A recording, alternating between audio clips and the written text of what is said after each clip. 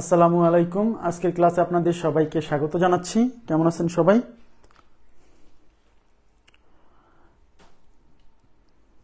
ওয়ালাইকুম আসসালাম। জি আলহামদুলিল্লাহ ভালো আছি। আপনারা ভালো আছেন সবাই? আচ্ছা, আমি ক্লাস শুরু করে দিব। আমি আপনাদেরকে গতদিন কি পর্যন্ত পড়াইছিলাম? আচ্ছা, ওয়ালাইকুম আসসালাম। জি আলহামদুলিল্লাহ ভালো আছি। আমরা ক্লাস শুরু করে দিব। আমি আপনাদেরকে গতদিন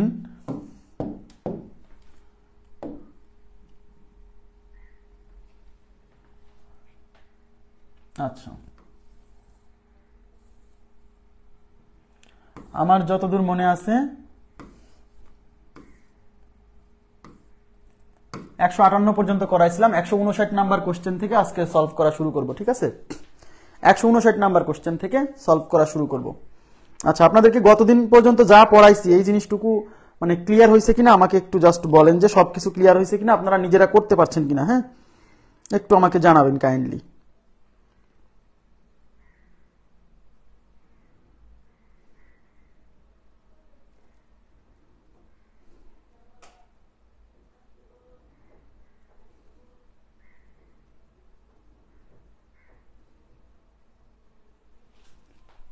আচ্ছা, তার মানে সবকিছু ক্লিয়ার বলছেন না? আচ্ছা ঠিক আছে, আমরা শুরু করছি। দেখেন এখানে বলছে রিয়াজ একজন ব্যক্তি।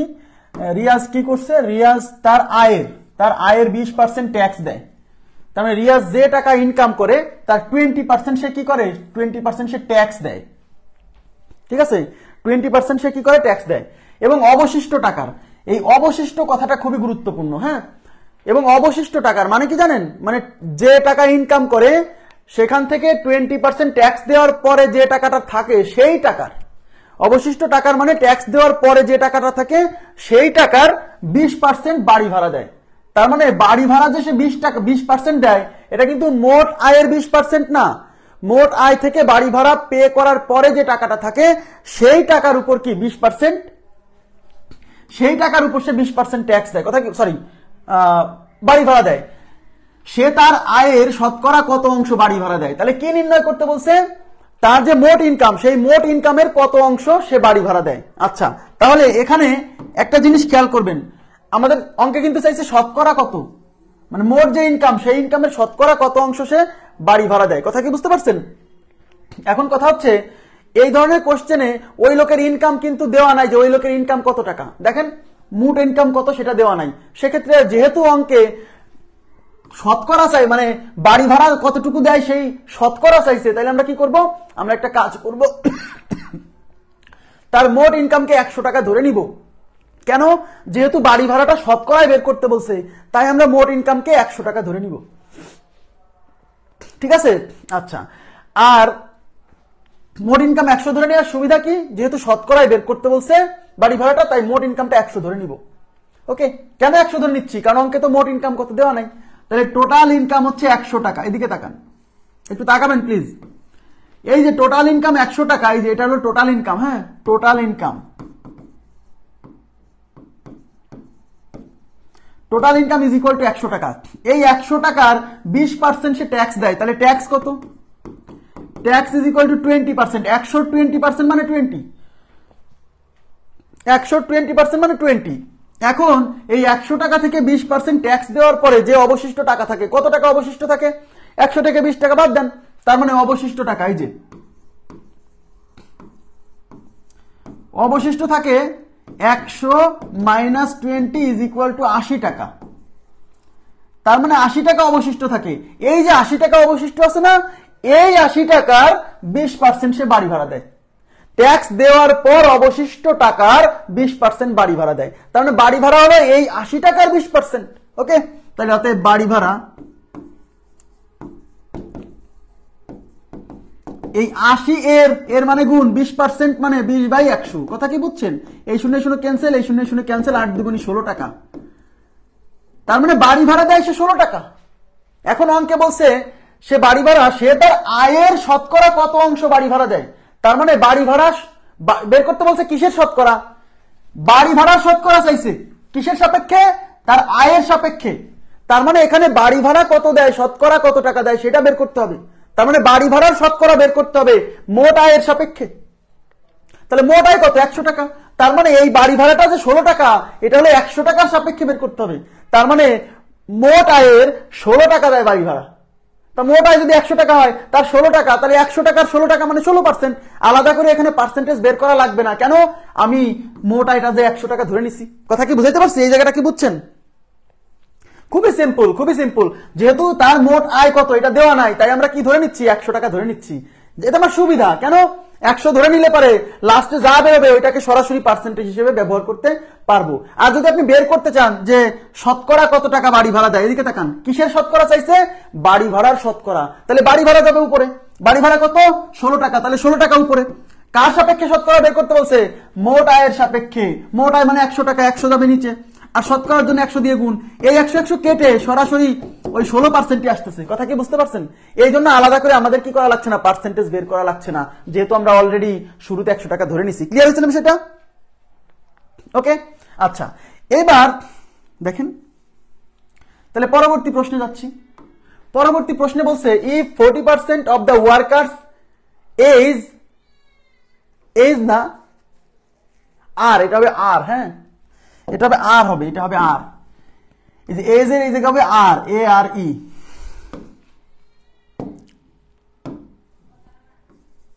এটা হবে আর, হ্যাঁ এ আর ই।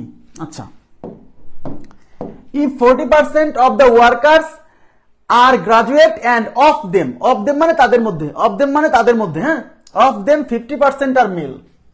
আচ্ছা, what percent of the workers male and graduate? তাহলে আমাদের বের করতে বলছে কি? আচ্ছা আমি বাংলা বলছি। if 40% of the workers মানে কোথাও কিছু শ্রমিক কাজ করছে, সেই শ্রমিকদের মধ্যে 40% হচ্ছে গ্রাজুয়েট। গ্রাজুয়েট মানে স্নাতক ডিগ্রিধারী। স্নাতক ডিগ্রিধারী তার মানে হচ্ছে 40, যে মানে একটা জায়গায় যতগুলো ওয়ার্কার আছে তাদের মধ্যে 40% ওয়ার্কার্স হচ্ছে স্নাতক ডিগ্রিধারী। এন্ড অফ দেম, এন্ড মানে এবং, আর অফ দেম মানে তাদের মধ্যে। তাদের মধ্যে মানে কাদের মধ্যে? ওই 40% এর মধ্যে যারা স্নাতক ডিগ্রিধারী, তাদের মধ্যে 15% আর মেল। তার মানে ওই 40% স্নাতক ডিগ্রিধারীর মধ্যে আবার 15% হচ্ছে মেল, মানে হচ্ছে পুরুষ। What percent of the worker mail and graduate? তাহলে কত পার্সেন্ট ওয়ার্কার, মানে মোট যে ওয়ার্কার তাদের মধ্যে কত percent male and graduate? Mail and graduate মানে কি? পুরুষ এবং স্নাতক ডিগ্রিধারী। কথা কি বুঝতে পারছেন? আচ্ছা আচ্ছা, এবার দেখেন, তাহলে আমরা কি করব? ধরে নিব যে ধরি মোট ওয়ার্কার হচ্ছে 100 জন। আমরা জানি না, যেহেতু ওয়ার্কার মোট কতজন ছিল বলা নাই, তাই আমরা 100 জন ধরে নিব। 100 ধরার সুবিধা হচ্ছে শতকরায় প্রকাশ করতে বললে 100 ধরলে সরাসরি শতকরা না বের করে সরাসরি লিখে দেওয়া যাবে যে এত পার্সেন্ট, এই জন্য। আচ্ছা, তাহলে 100 জন হচ্ছে ওয়ার্কার, তার মধ্যে গ্রাজুয়েট, দেখেন এই যে গ্রাজুয়েট, গ্রাজুয়েট কত? 40%। 100 জনের 40% মানে 40 জন, রাইট? 40 জন, হ্যাঁ। আর নন গ্রাজুয়েট, নন গ্রাজুয়েট নিশ্চয়ই তাহলে 60 জন, 60 জন, ঠিক আছে। এখন অফ দেম, আচ্ছা 40% অফ দ্য ওয়ার্কার্স আর গ্রাজুয়েট এন্ড অফ দেম, এবং অফ দেম মানে তাদের মধ্যে, মানে এই 40 জনের মধ্যে 15% আর মেল, মানে এই 40 জন গ্রাজুয়েটের মধ্যে 15% হচ্ছে মেল। তার মানে এই 40 জনের 15%, তাহলে মেল, তার মানে কি? তার মানে মেল, তার মানে এই গ্রাজুয়েটদের মধ্যে মেল যেগুলা পুরুষ, তাহলে মেল গ্রাজুয়েট। এই 40-এর 50%, 40-এর 15%, তাহলে এর মানে গুণ 15% মানে 15/100। এই শূন্য দিয়ে শূন্য ক্যান্সেল, 2 দিয়ে কাটা যায়, 2 দুগুণি 4, 5 দুগুণি 10, 3 5 15, তাহলে 3 দুগুণি কত? 6 জন। তার মানে হলো মোট যদি 100 জন হয়, তাদের মধ্যে 40 জন গ্রাজুয়েট আছে। এই 40 জন গ্রাজুয়েটের মধ্যে মেল মানে পুরুষ আছে 6 জন। অঙ্কে কি চাইছে? অঙ্কে চাইছে what percent of the worker mail and graduate, মানে সোজা কথা শতকরা কতজন ওয়ার্কার, শতকরা কতজন ওয়ার্কার। আমাকে একটু একটা, মানে এতবার ফোন দিচ্ছে, আসলে কোনো সমস্যা নেই, একটু প্লিজ আমাকে কাইন্ডলি দেন তো, এতবার কেটে দেওয়ার পরে ফোন দিচ্ছে। হ্যালো, হ্যাঁ বলছিলাম, হ্যাঁ হ্যাঁ চিনতে পারছি ভাই, আমি অনলাইন ক্লাসে ছিলাম, আমি বের হয়ে ফোন দিই। আচ্ছা আচ্ছা, আমাকে একটু 5টার দিকে আপনি একবার একটু মানে একটু মনে করবেন কাইন্ডলি, হ্যাঁ? আচ্ছা ঠিক আছে ভাই, আচ্ছা আল্লাহ হাফেজ।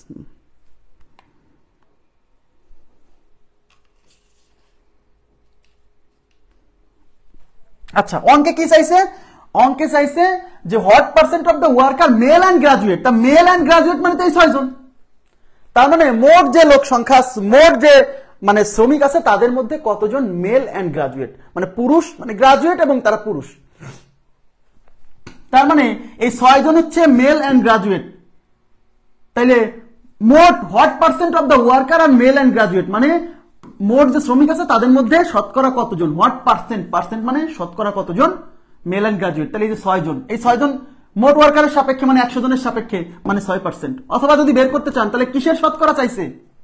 মেল অ্যান্ড গ্রাজুয়েটের শতকরা। তাহলে মেল অ্যান্ড গ্রাজুয়েট যাবে উপরে, আর এটা বের করতে হবে মোট ওয়ার্কারের সাপেক্ষে মানে 100 জনের সাপেক্ষে। ধরে নিছিলাম শতকরার জন্য 100 দিয়ে গুণ, 100 কাটা, তাহলে উত্তর হচ্ছে সরাসরি 6%। কথা কি বুঝতে পারছেন? আচ্ছা, এইটা বের করার দরকার নাই, এই পার্সেন্ট আলাদা করে বের করা লাগবে না, সময় নষ্ট কেন করবেন, তাই না? নেক্সট কোশ্চেনে চলে যাচ্ছি। দেখেন, কোন পরীক্ষায় মোট পরীক্ষার্থীর 40% ছাত্রী, কোন পরীক্ষায় মোট পরীক্ষার্থীর 40% ছাত্রী, পরীক্ষায় ছাত্রীদের পাশের হার 40% এবং ছাত্রদের পাশের হার 60% হলে মোট পাশের হার কত? আচ্ছা, তাহলে কি বলছি, এখানে মোট পরীক্ষার্থী কতজন আছে দেওয়া আছে? দেওয়া নাই। যেহেতু মোট পরীক্ষার্থী কতজন এটা দেওয়া নাই, তাহলে আমরা ধরে নিব মোট পরীক্ষার্থী 100 জন।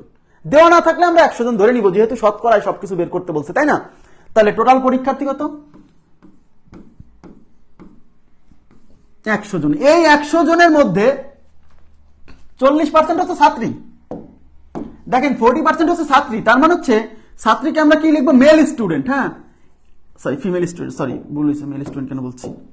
ফিমেল স্টুডেন্ট, এই যে female ST, F a female, ST তে স্টুডেন্ট। তাহলে ফিমেল স্টুডেন্ট কতজন? 40% হচ্ছে ছাত্রী। তাহলে 100 জনের মধ্যে 40 জন ছাত্রী হলে ছাত্র কতজন? মেল স্টুডেন্ট কতজন? এই যে এম এ হচ্ছে মেল, এসটি তে হচ্ছে স্টুডেন্ট। মেল স্টুডেন্ট হচ্ছে 100 থেকে 40 জন বাদ দিলে 60 জন। 60 জন। এখন কি বলছে? পরীক্ষায় ছাত্রীদের পাশের হার 40%। তাহলে পরীক্ষায় ছাত্রীদের পাশের হার 40% মানে কি জানেন? যে কয়জন ছাত্রী আছে এদের আবার পাশের হার 40%, মানে এই 40 জনের মধ্যে 40% পাশ করছে। এবং ছাত্রদের পাশের হার 60%, মানে এই ছাত্র 60 জনের মধ্যে 60% পাশ করছে। ওকে, তাহলে এদের মধ্যে পাশ কতজন? এদিকে তাকান, পাশ, পাশ কি? এই ছাত্রীদের 40 জনের 40% পাশ করছে। এই যে ছাত্রীদের পাশের হার 40%, তার মানে ছাত্রী আছে 40 জন, এই 40 জনের 40% মানে 16 জন। তারপরেও বের করেন 40-এর 40% মানে কি? 40 ইন্টু 40/100। এই যে 40-এর 40%, এই 0 ক্যান্সেল, এই 0 ক্যান্সেল, তার মানে 16 জন। তার মানে ছাত্রীদের মধ্যে টোটাল 16 জন আছে, তাদের মধ্যে 40 জন আছে, তাদের মধ্যে 16 জন পাশ করছে। এখন এই ছাত্রদের মধ্যে পাশ করছে কতজন? ছাত্রদের এই 60 জনের মধ্যে পাশের হার আবার 60%, তার মানে 60 জনের 60% পাশ। তাহলে 60 জনের 60% মানে 60 এর মানে গুণ, আর 60% মানে 60/100। এই 0 ক্যান্সেল, এই 0 ক্যান্সেল, 6 36 জন। তার মানে হচ্ছে তাহলে টোটাল পাস বলছে, তাহলে মোট পাশের হার কত? মোট পাশের হার মানে কি? ছাত্র ছাত্রী সব মিলে মোট পাস করছে কত, তাই না? তাহলে পাস করছে এখানে ছাত্রী 16 জন, আর এখানে হচ্ছে ছাত্র হচ্ছে 52 জন। তাহলে টোটাল পাস কত? সরি 36 জন। টোটাল পাস কত? 16 + 36 = 52 জন। এই যে টোটাল পাস, অঙ্কে কিন্তু চাইছে মোট পাশের হার মানে শতকরা। তাহলে এই মোট পাশের হারটা বের করতে হবে মোট স্টুডেন্টের সাপেক্ষে। তার মানে এই 52 জন পাস করছে, 100 জনের মধ্যে 52 জন মানে 52%, 100 জনের মধ্যে 52 জন মানে 52%। অথবা আপনি বের করতে পারেন মোট পাশের শতকরা হার। তাহলে কি চাইছে? মোট পাশের হার শতকরা, মোট পাশের শতকরা চাইছে। তাহলে মোট পাস যাবে উপরে, আর এই মোট পাস বের করতে হয় সবসময় মোট স্টুডেন্টের সাপেক্ষে, মানে 100 সাপেক্ষে। তাহলে 100 নিচে, শতকরার জন্য 100 দিয়ে গুণ, 100 কাটা, উত্তর হচ্ছে 52%। প্রথমে যেহেতু 100 ধরে নিয়েছিলাম, তাই আলাদা করে এই পার্সেন্টেজ বের করা লাগছে না, সরাসরি আমরা বের করে উত্তর করে দিতে পারছি। ক্লিয়ার? ওকে, আচ্ছা এবার আমি চলে যাচ্ছি পরবর্তী প্রশ্নে। দেখেন, একটি স্কুলের 3টি ক্লাসে যথাক্রমে 40 জন, 50 জন এবং 60 জন ছাত্রী রয়েছে। তার মানে একটা স্কুলের 3টা ক্লাস, সেই 3টা ক্লাসে যথাক্রমে 40 জন, মানে প্রথম ক্লাসে 40 জন, দ্বিতীয় ক্লাসে 50 জন এবং তৃতীয় ক্লাসে 60 জন ছাত্রছাত্রী রয়েছে। আচ্ছা, যদি 3টি ক্লাসে যথাক্রমে 10%, 20% ও 10% ছাত্রছাত্রী পাশ করে, তাহলে ওই 3টি ক্লাসে যথাক্রমে মানে প্রথম ক্লাসে পাশের হার 10%, মানে এই 40 জনের মধ্যে 10% পাশ করছে। দ্বিতীয় ক্লাসে পাশের হার 50%, মানে 20 জনের মধ্যে 50% পাশ করছে। তৃতীয় ক্লাসে 60 জনের মধ্যে 10% পাশ করছে। তাহলে ওই স্কুলে শতকরা পাশের হার কত?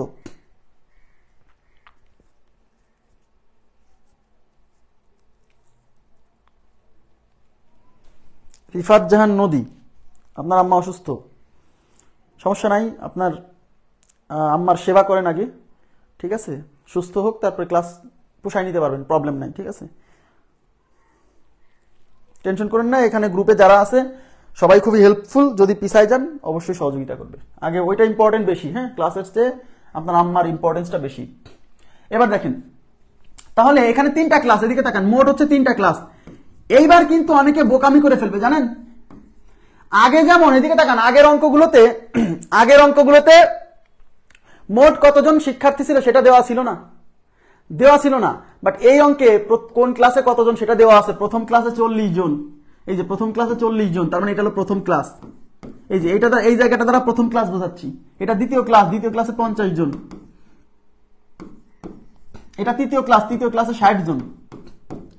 ওকে, এই 40 জনের মধ্যে পাস করছে 10%, তার মানে এখানে পাস কতজন ইজ ইকুয়াল টু এই 40-এর 10%, 40 এর মানে গুণ 10% মানে 10/100, এটা ক্যান্সেল, এটা ক্যান্সেল, ইজ ইকুয়াল টু 4 জন।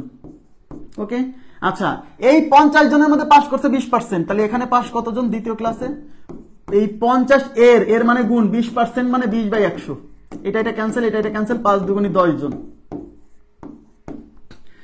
এই 60 জনের মধ্যে পাস করছে 10%, তাহলে এই 60 জনের 10% এখানে পাস, তৃতীয় ক্লাসে পাস, ইজ ইকুয়াল টু 60-এর 10%, এর মানে গুণ 10% মানে 10/100, এটা ক্যান্সেল, এটা ক্যান্সেল, 6 জন। তাহলে টোটাল পাস কত? টোটাল পাস এই 4 জন, এই 6 জন আর এই 10 জন, মানে টোটাল পাস। তাহলে 4 + 10 + 6, 4 আর 6 14, 20 জন, 20 জন। আচ্ছা, এই যে টোটাল পাস করছে 20 জন, এবার কিন্তু 20% মারে দেন না। যারা 20% মারবে অঙ্ক শেষ। কেন? এই টোটাল অঙ্কে বলছে ওই স্কুলে শতকরা পাশের হার কত। সবাই তাকান, শতকরা পাশের হার কত, মানে পাশের হারের শতকরা চাইছে। কিসের শতকরা? পাশের শতকরা। তার মানে আমাকে পাশের শতকরা বের করতে হবে। এদিকে তাকান, তার মানে পার্সেন্টেজ পাস মানে পাশের শতকরা। তাহলে যার শতকরা চাই সেটা উপরে, এই অঙ্কে পাশের শতকরা চাইছে, তাই পাশ যাবে উপরে। পাশ কতজন? 20 জন। আর এই যে পাশের শতকরা বের করতে হয় মোট স্টুডেন্টের সাপেক্ষে, এখানে মোট স্টুডেন্ট হচ্ছে 40 জন, 50 জন আর তো 60 জন, এই তিনটার যোগফল মোট স্টুডেন্ট। 40 আর 50 90, 90 আর 60 কত? 150 জন। তার মানে টোটাল স্টুডেন্ট এখানে 150। শতকরার জন্য 100 দিয়ে গুণ, এই শূন্য আর এই শূন্য ক্যান্সেল, 5 দিয়ে কাটেন, 3 × 5 = 15, 4 × 5 = 20, 4 × 10 = 40/3, 40/3%। এভাবেও থাকতে পারে, অথবা ভাগ করলে আসবে 3 × 13 = 39, 13 × 1/3%, এরকমও থাকতে পারে। বোকামি করা যাবে না। আগের প্রশ্নগুলোতে আমি মোট স্টুডেন্ট সংখ্যা 100 জন ধরে নিয়েছিলাম, কিন্তু এখানে তো মোট স্টুডেন্ট 100 জন ধরা যাবে না, কারণ এখানে স্টুডেন্ট সংখ্যা উল্লেখ করা আছে। এই জায়গাটা যদি ভুল হয় তাহলে কিন্তু শেষ। আগের অঙ্কের সাথে এটা পার্থক্য বোঝেন। আগের অঙ্কগুলোতে মোট স্টুডেন্ট সংখ্যা আমরা 100 ধরে নিয়েছিলাম, বাট এখানে 100 ধরা যাবে না, কারণ এখানে স্টুডেন্ট সংখ্যা উল্লেখ আছে যে কোন ক্লাসে কতজন। আর আমাদের পাশের পার্সেন্টেজ বের করতে হয় মোট স্টুডেন্টের সাপেক্ষে, তাহলে আমরা পাশের পার্সেন্টেজ বের করব, তাই পাশ যাবে উপরে, আর এটা বের করতে হবে কার সাপেক্ষে? মোট স্টুডেন্টের সাপেক্ষে। তার মানে মোট স্টুডেন্ট আসবে নিচে, মোট স্টুডেন্ট কতজন, এইগুলা যোগ করলে পাওয়া যাবে মোট স্টুডেন্ট, আর শতকরার জন্য 100 দিয়ে গুণ। ক্লিয়ার? আর আগের অঙ্কগুলোতে মোট স্টুডেন্ট কত দেওয়া ছিল না, তাই আমরা ইচ্ছামতো 100 জন ধরে নিয়েছিলাম, যাতে আমাদের আলাদা করে পরবর্তীতে আর শতকরা বের করা না লাগে। কিন্তু এখানে উপায় নাই, এখানে আপনাকে আলাদা করে শতকরা বের করতে হবে। ক্লিয়ার? এবার নেক্সট কোশ্চেনে চলে যাচ্ছি। দেখেন, এই প্রশ্নটা খুবই ইম্পর্টেন্ট, মানে অনেকবার আসছে এই টাইপের প্রশ্ন, প্লিজ মনোযোগ দেন। এই টাইপের কোশ্চেন অনেকবার আসছে।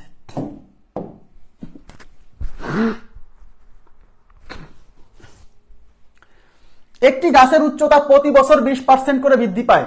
মনোযোগ দিন, গতকাল যে অঙ্কগুলো করাইছিলাম সেই টাইপের কোশ্চেন। একটি গাছের উচ্চতা প্রতি বছর 20% করে বৃদ্ধি পায় যদি বর্তমানে গাছটির উচ্চতা 1080 সেন্টিমিটার হয়ে থাকে, তবে 2 বছর আগে গাছটির উচ্চতা কত ছিল? ইয়েস, তাহলে একটা গাছের উচ্চতা প্রতি বছর 20% বাড়ে, এরকম 20% প্রতি বছর বাড়ে বাড়ে 2 বছর পরে উচ্চতা হয়ে গেছে এত, বলছে তাহলে 2 বছর আগে কত ছিল? আচ্ছা, এই কোশ্চেনটা এরকম বলা যায় না, গাছের উচ্চতা বাড়ে 20% করে, আমি যদি এটা বলি যে কোন জিনিসের দাম 20% করে 2 বছর বাড়ানোর পরে দামটা 1080 টাকা হয়েছে, তাহলে 2 বছর আগে দাম কত ছিল? অঙ্কটা কি এরকমই না? এখানে গাছের উচ্চতা বাড়ছে আর আগের অঙ্কগুলোতে, গতকালের অঙ্কগুলোতে দাম বাড়ছিল, একই অঙ্ক, গাছের উচ্চতা একটু মিলান, জাস্ট সিমিলারিটি করেন। আপনারা কি বুঝছেন? একটি গাছের উচ্চতা প্রতি বছর 20% করে বৃদ্ধি পায়, এরকম 2 বছর 20% করে বাড়ছে, বাড়ার পরে 1080 সেন্টিমিটার হয়ে গেছে 2 বছর পরে, তাহলে 2 বছর আগে ওই গাছের উচ্চতা কত ছিল?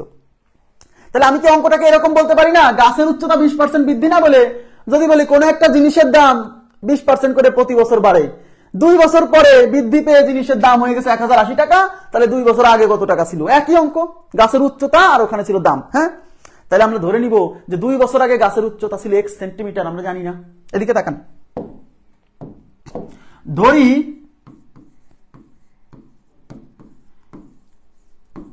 2 বছর আগে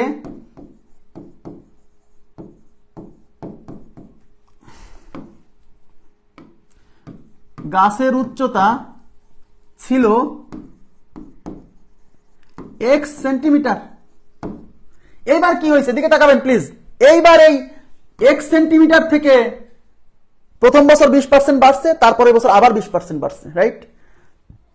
তাহলে আমাকে বলেন তো 2 বছর আগে যদি x সেন্টিমিটার থাকে, তাহলে 2 বছরে দুইটা স্টেপে 20% করে বেড়ে এই জিনিসটার উচ্চতা এখন কত হবে? x এর মানে গুণ 20% বাড়ছে, এই যে 20% বাড়ছে, কমে নাই, তাহলে 100 সাথে 20 যুক্ত হলে পরে 120%। এরকম কয়বার হয়েছে? 2 বার, তাই আমাকে 2 বার 120%। আমার কথা বুঝেন? 2 বছর আগের উচ্চতায় x ছিল, এবার x এর সাথে কি হয়েছে? 20% করে প্রতি বছর যুক্ত হচ্ছে। তাহলে জিনিসটার এরকম করে মনে করেন যে 2 বছর আগে দাম ছিল x, 2 বছর 20% করে বাড়ছে, তাহলে 2 বছর পরে জিনিসটার দাম কত হয়েছে? তাহলে x এর 100 সাথে 20% যোগ হয়ে 120%, আবার 20% পরের বছর বাড়ছে, মানে 100 সাথে যোগ হয়ে আবার 120%। এটা কি? এইটা হলো 2 বছর পরে গাছের উচ্চতা, আর অঙ্কে দেওয়া আছে 2 বছর পরে গাছের উচ্চতা 1080, তার মানে এই জিনিসটা ইজ ইকুয়াল টু 1080। এই লাইনটা বুঝতে হবে, এই লাইনটা ক্যালকুলেশন করে আপনাকে ওই x এর মান মানে 2 বছর আগের উচ্চতা বের করতে হবে। ভুল করবে যারা, ভুল করবে কি জানেন? তারা বলবে 2 বছরে যেহেতু প্রতি বছর যেহেতু 20% করে বৃদ্ধি পেয়ে এটা হয়েছে, ওরা এখান থেকে 20% বের করে করে বিয়োগ করবে। ভুল, এটা করা যাবে না, করা যাবে না। কারণ 2 বছর আগে যে x যে উচ্চতা ছিল তার 20% বৃদ্ধি পেয়ে যেটা হয়েছে, সেখান থেকে 20% কমালে পরে আর আগের জায়গায় আসবে না। যেমন 100 এর 20% বৃদ্ধি পেয়ে 120 হবে, বাট 120 এর 20% হ্রাস করলে আবার 100 তে নামবে না। 120 এর 20% যে 22, 24, 120 এর 20% যে 24, তার মানে এখান থেকে 24 বিয়োগ করলে হয়ে যাবে 96। আমি কথা বুঝাইতে পারছি? তার মানে কোন জিনিস 20% বাড়ার পরে যা হয়, ওখান থেকে 20% হ্রাস করলে আবার সেখানে আসে না। এই জন্য 2 বছরে যে 20% করে বৃদ্ধি পেয়ে এটা হয়েছে, এখান থেকে 20% একবার বিয়োগ করবেন, আবার 20% বিয়োগ করবেন, তাহলে জায়গায় চলে আসবে না। নেভার, এই কাজটা করা যাবে না। কারণ এই যে 20% যে বৃদ্ধি পাইছে, এটা তো ওই 2 বছর আগের উচ্চতার 20%। ক্লিয়ার? এই জায়গাটা যেন ভুল না হয়। এই লাইনটা খুবই গুরুত্বপূর্ণ, মানে এই অঙ্কটা অনেকবার আসছে এই টাইপের কোশ্চেন। তার মানে ধরে নিচ্ছি যে 2 বছর আগে 1 সেন্টিমিটার উচ্চতা ছিল, এবার প্রথম বছর 20% বাড়ছে, তাহলে 20% বাড়ছে, তাহলে জিনিসটার উচ্চতা কতটুকু হবে? আগের যে উচ্চতা 100% ছিল সেটা তো আছেই, তার সাথে 20% যোগ হয়েছে, মোট উচ্চতা হয়েছে 120%। আবার 20% বাড়ছে, তার মানে আগের যে উচ্চতা 100% ছিল সেটা তো আছেই, তার সাথে আবার 20% যুক্ত হয়ে উচ্চতা হয়ে গেছে 120%। তাই 2 বছর আগের উচ্চতার সাথে 120 ইন্টু 120%, এইটা হলো 2 বছর উচ্চতা বেড়ে এত হয়েছে। আর অঙ্কে বলা আছে 2 বছর উচ্চতা বেড়ে এত হয়েছে, তার মানে এইটা আর এইটা কি সমান? ক্লিয়ার হয়েছে কি বিষয়টা? এটা ক্যালকুলেশন করে আমাদের x এর মান বের করতে হবে। তাহলে x into 120 divided by 100 into 120 divided by 100 is equal to 1080। এবার এই শূন্য দিয়ে এই শূন্য কাটা, এই শূন্য দিয়ে এই শূন্য কাটা। আচ্ছা আচ্ছা, আমরা x বের করবো, তাহলে x রেখে দেন, বাকিগুলো সব ওই পাশে পার করেন। ওই 1080 ওই পাশে আসে থেকে যাবে, এই পাশ থেকে 100 এই পাশে ভাগ আছে, ওই পাশে যে 1080 সাথে গুণ হবে। এই যে 12 আর 12 এই পাশে কি উপরে আছে না, ওই পাশে নিচে চলে যাবে, তার মানে এর নিচে আসবে 12 × 12। দেখেন এই 12 দিয়ে 108 9 বার যায়, 9 12 তে 108 আর একটা শূন্য। এইবার 12 দিয়ে কাটা না গেলেও 3 দিয়ে কাটা যায়, 3 4 12, 3 30 90, আর 4 দিয়ে 100 এর মধ্যে 25 বার, তাহলে এই পাশে আছে 30 আর হচ্ছে 25, তাহলে x = 30 × 25। তাহলে 3 25 75 আর একটা শূন্য বসে গেল 720 সেন্টিমিটার, তার মানে ওই গাছের উচ্চতা ছিল 720 সেন্টিমিটার। ভেরি ভেরি ইম্পর্টেন্ট এই কোশ্চেন, ভেরি ভেরি ইম্পর্টেন্ট, এবং এইভাবেই সলভ করবেন, দ্রুত হবে। ওকে, এই লাইনটা বুঝতে হবে শুধু। ওই যে ওই গতদিন যে অঙ্কগুলা করাইছি গত লেকচারে, ওইগুলা যদি বোঝেন তাহলে এটা তো কোনো ব্যাপারই না, এটা ব্যাপারই না। কেন? কারণ 20% উচ্চতা বাড়ছে, মানে দাম 20% বাড়ছে, তাহলে দাম 20% বাড়লে আগের যে 100% সেটা তো আছেই, আরো 20% যুক্ত হয়ে দাম হয়ে গেছে 120%, এই জায়গা হয়ে গেছে উচ্চতা 120%। এরকম আবার 20% বাড়ছে, মানে আবারও 100 সাথে 20% যুক্ত হয়ে উচ্চতা হয়ে গেছে 120%। তাহলে এটা হলো প্রাথমিক উচ্চতা, এর সাথে প্রথম বছর এতটুকু হয়ে গেছে বৃদ্ধি পেয়ে, পরের বছর এত বৃদ্ধি পাইছে, তার মানে এইগুলা মিলে হলো 2 বছর পরে উচ্চতা হয়ে গেছে। তাহলে 2 বছর পরে উচ্চতা হয়ে গেছে কত? 1080। এটাও 2 বছর পরের উচ্চতা, এটাও 2 বছর পরের উচ্চতা, তাহলে প্রাথমিক উচ্চতা এখান থেকে x এর মান বেড়ে যাবে। এবার আপনাদেরকে আমি একটা করতে দিই।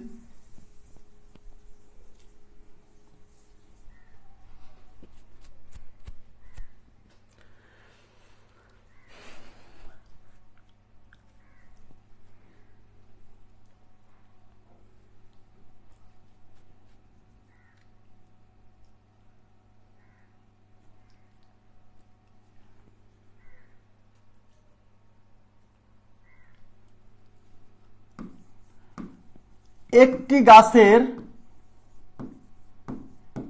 উচ্চতা প্রতি বছর 10% বৃদ্ধি পায় যদি 2 বছর পর গাছটির উচ্চতা 605 সেন্টিমিটার হয়, তাহলে 2 বছর আগে গাছটির উচ্চতা কত ছিল? করেন তো।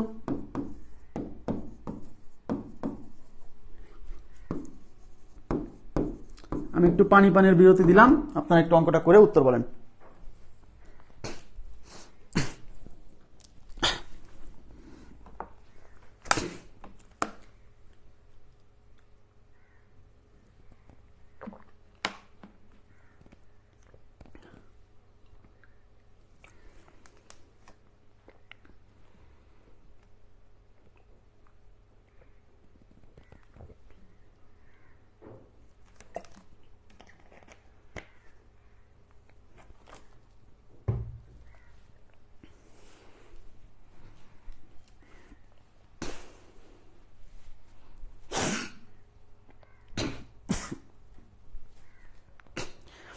আচ্ছা, উত্তর দিচ্ছেন 500 সেন্টিমিটার। আচ্ছা, 500 সেন্টিমিটার বলছেন, 500 সেন্টিমিটার।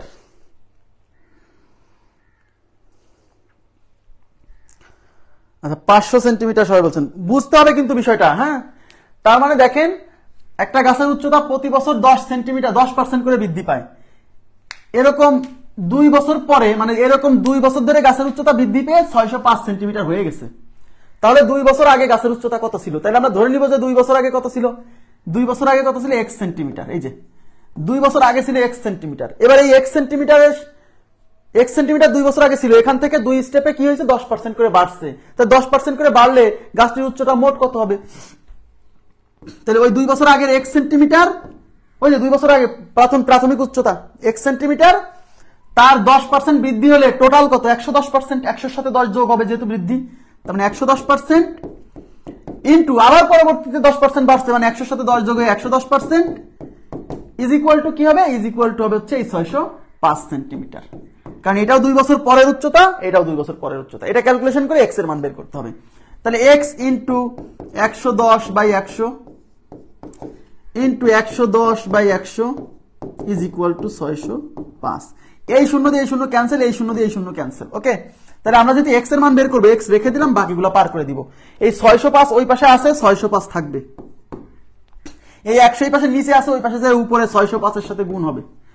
এই যে 11 আর 11 এই পাশে উপরে আছে, ওই পাশে যে নিচে চলে যাবে, তার মানে নিচে 11 ইন্টু নিচে 11। ওকে, এবার 11 দিয়ে এটা কাটা যায়, 5 11 55 থাকলো 5, মানে 55, 5 11 55। এই 5 দিয়ে 55 কে 5 বার, 5 আর 100 গুণ করলে x ইজ ইকুয়াল টু 5 গুণিতক 100, তার মানে 500 সেন্টিমিটার। তার মানে 2 বছর আগে উচ্চতা ছিল 500 সেন্টিমিটার। সবার উত্তর right, thank you very much. Okay, এবার আমি আপনাদেরকে আরেকটা অঙ্ক দিচ্ছি, এটা একটু করেন। একটি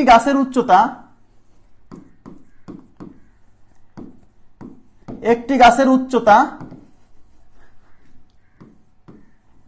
600 সেন্টিমিটার এবং প্রতি বছর গাছটির উচ্চতা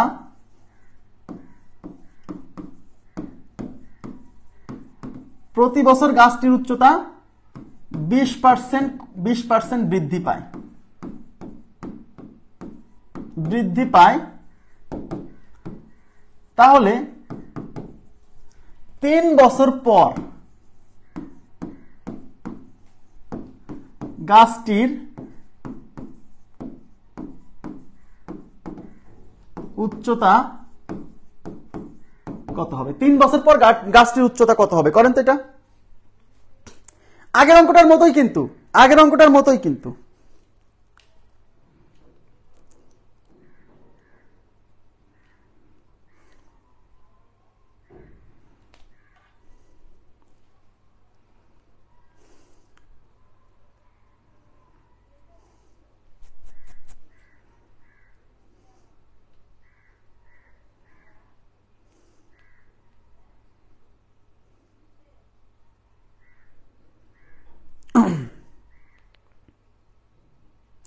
আচ্ছা, এটার উত্তর কত আসছে?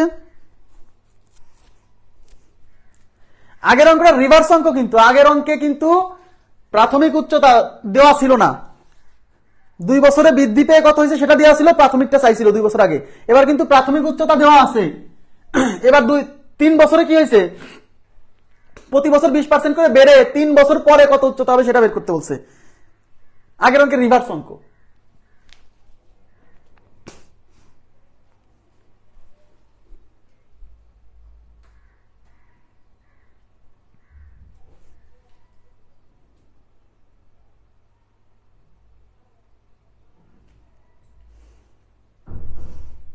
কি অবস্থা? কেউ বলছে না, কারণ কি? তাহলে কি বুঝেন নাই?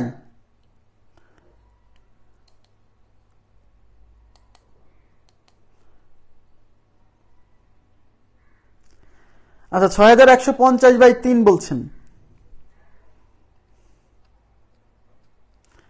আচ্ছা, আমি করে দিচ্ছি, দেখেন।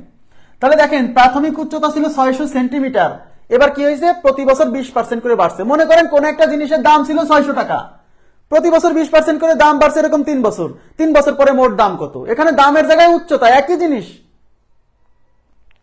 তাহলে আমরা কি করব, 3 বছর পর উচ্চতা ইজ ইকুয়াল টু কি হবে, প্রাথমিক উচ্চতা 600 এর মানে গুণ 20% করে বাড়ছে, তার মানে 120%। এরকম কয়বার? 3 বার, তাহলে 3 বার 120% গুণ। কথা কি বলছেন? খুবই সিম্পল, 3 বার বাড়ছে, তাহলে 3 বার 120% গুণ। এবার ক্যালকুলেশন করতে হবে, 600 into 120 divided by 100 into 120 divided by 100 into 120 divided by 100। এই দুইটা শূন্য দিয়ে এই দুইটা শূন্য ক্যান্সেল, এইটা দিয়ে এইটা কাটা, এইটা দিয়ে এইটা কাটা, এই শূন্য দিয়ে এই শূন্য কাটা। ওকে, এবার আমরা একটা কাজ করব, এদিকে তাকান। সেটা হচ্ছে, উপরে আমরা এই নিচে 10 রেখে দেন, কাটেন না, নিচে 10 থাকা সুবিধা, নিচে 10 100 এগুলো থাকা সুবিধা। হ্যাঁ, কারণ দশমিক জাস্ট ঘর আগায় দিতে হয়, তাই না? এই 6 দিয়ে 12কে গুণ করলে 6 12 6 12 72, 6 12 72, আর এই 12 আর 12 গুণ করলে হয়ে যায় 144। তাহলে একটু কাজ করতে হবে, নিচে 10। এবার 72কে আগে 12 দিয়ে গুণ করেন, কারণ 72কে 144 দিয়ে গুণ করতে গেলে ঝামেলা হচ্ছে।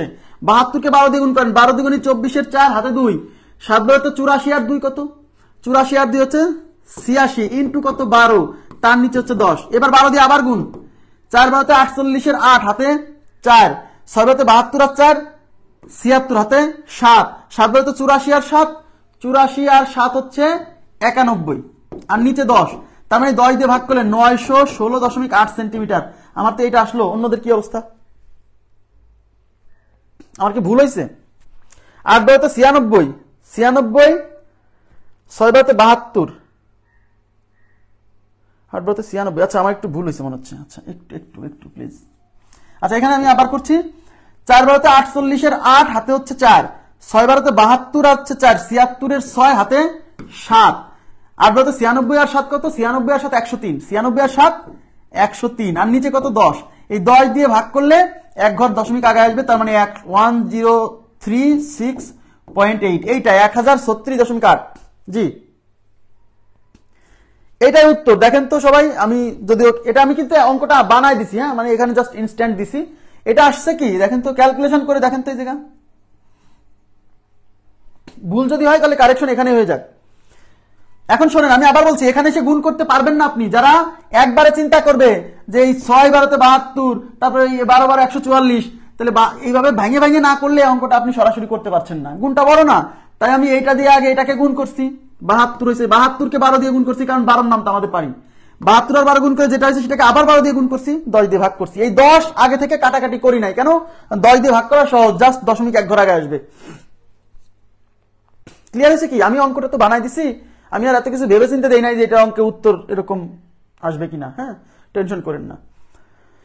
আচ্ছা এবার যাচ্ছি পরবর্তী প্রশ্নে। পরবর্তী প্রশ্ন দেখেন কি বলছে, কোন বিশ্ববিদ্যালয়ের 80% শিক্ষার্থী আবাসিক হলে অবস্থান করে। কোন বিশ্ববিদ্যালয়ের 80% শিক্ষার্থী, মানে টোটাল যে শিক্ষার্থী আছে তাদের 80% শিক্ষার্থী আবাসিক হলে অবস্থান করে, এবং হলের সৌভাগ্যবান 60% শিক্ষার্থী একক কক্ষ পায়, সিঙ্গেল রুম। হলের সৌভাগ্যবান 60% শিক্ষার্থী, সৌভাগ্যবান কেন বলছে? যেহেতু তারা সিঙ্গেল সিট পাইছে এই জন্য তাদেরকে বলা হচ্ছে সৌভাগ্যবান, এছাড়া কিছু না। হ্যাঁ, 60% শিক্ষার্থী একক কক্ষ পায়। যদি সৌভাগ্যবান শিক্ষার্থীর সংখ্যা 1200 জন হয়, তাহলে ওই বিশ্ববিদ্যালয়ের মোট শিক্ষার্থী কত? মোট শিক্ষার্থী চাইছে, তাহলে আমরা ধরে নিব ওই বিশ্ববিদ্যালয়ের মোট শিক্ষার্থী 100 জন, মানে 100 জন। ওই বিশ্ববিদ্যালয়ের মোট শিক্ষার্থী কতজন? 100 জন বা 100%, যাই ধরেন, সমস্যা নাই। এইবার এই 100% শিক্ষার্থীর মধ্যে 80% হলে অবস্থান করে। হলে অবস্থান করা শিক্ষার্থীকে আমি এইচ দ্বারা প্রকাশ করতেছি, এইচে হল, হলে আছে, তাহলে কতজন? 80%। তাহলে 100 জনের 80% মানে 80 জন। আর হলে থাকে না মানে নট এইচ, মানে হলে থাকে না এরকম, তাহলে কতজন? 20 জন। ওটা আমাদের দরকার না, আমাদের দরকার এই হলে যারা থাকে তাদেরকে। সৌভাগ্যবান, আচ্ছা হলে এবং হলের সৌভাগ্যবান, এইবার তাকান, হলের সৌভাগ্যবান 60% শিক্ষার্থী একক কক্ষ পায়। তার মানে হলে যে শিক্ষার্থীরা আছে তারা সবাই সৌভাগ্যবান না। হলে আছে কতজন? 80 জন। এই 80 জনের মধ্যে সৌভাগ্যবান 60%। তার মানে এই যে 60% এর কথা বলছে, সৌভাগ্যবান 60%, এরা হলো হলে যারা আছে তাদের 60%। হলের সৌভাগ্যবান 60% শিক্ষার্থী, তাহলে একক কক্ষ পায় কতজন?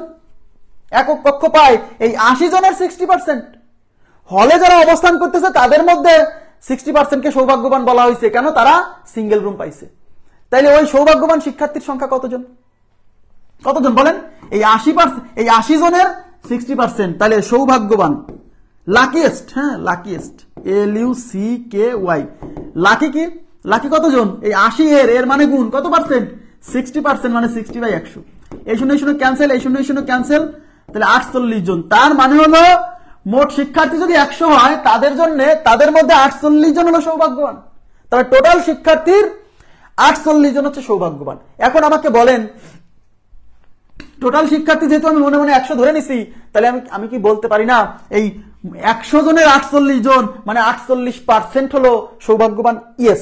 তার মানে অতএব 48% শিক্ষার্থী সৌভাগ্যবান, মানে মোট শিক্ষার্থীর 48% কি? শিক্ষার্থী সৌভাগ্যবান। ঠিক আছে, মোট শিক্ষার্থীর 48%, কারণ মোট 100 জন হলে 100 জনের 48%, মানে টোটাল শিক্ষার্থীর 48% সৌভাগ্যবান। এবং অঙ্কে বলে দিছে যদি সৌভাগ্যবান শিক্ষার্থীর সংখ্যা 1200 জন হয়, তবে সৌভাগ্যবান শিক্ষার্থীর সংখ্যা 1200 জন, আর পার্সেন্টেজে কত 48%। তার মানে এই 48% এই 1200 জনকে রিপ্রেজেন্ট করছে। অঙ্কে বলছে মোট শিক্ষার্থী কত, তাহলে এই 48% ইজ ইকুয়াল টু 1200 জন, 1% কত, আর মোট শিক্ষার্থী মানে 100% কত, ক্লিয়ার কিনা বলেন। তাহলে 48% ইজ ইকুয়াল টু 1200 জন, 1% is equal to 1200 divided by 48, অর্থাৎ মোট শিক্ষার্থী মানে 100% is equal to 1200 into 100 divided by 48। এবার আমরা কাটাকাটি করব 4 দিয়ে, দেখেন 4 12 48, 4 12 48, আচ্ছা 12 দিয়ে কাটেন, 12 দিয়ে কাটেন, 12 দিয়ে কাটেন, 12 দিয়ে 4 12 48, 12 কে 12, আর থাকলো এই যে দুইটা শূন্য।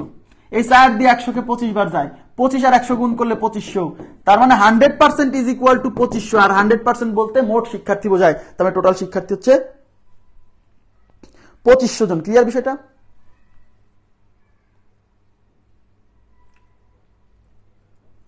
ক্লিয়ার?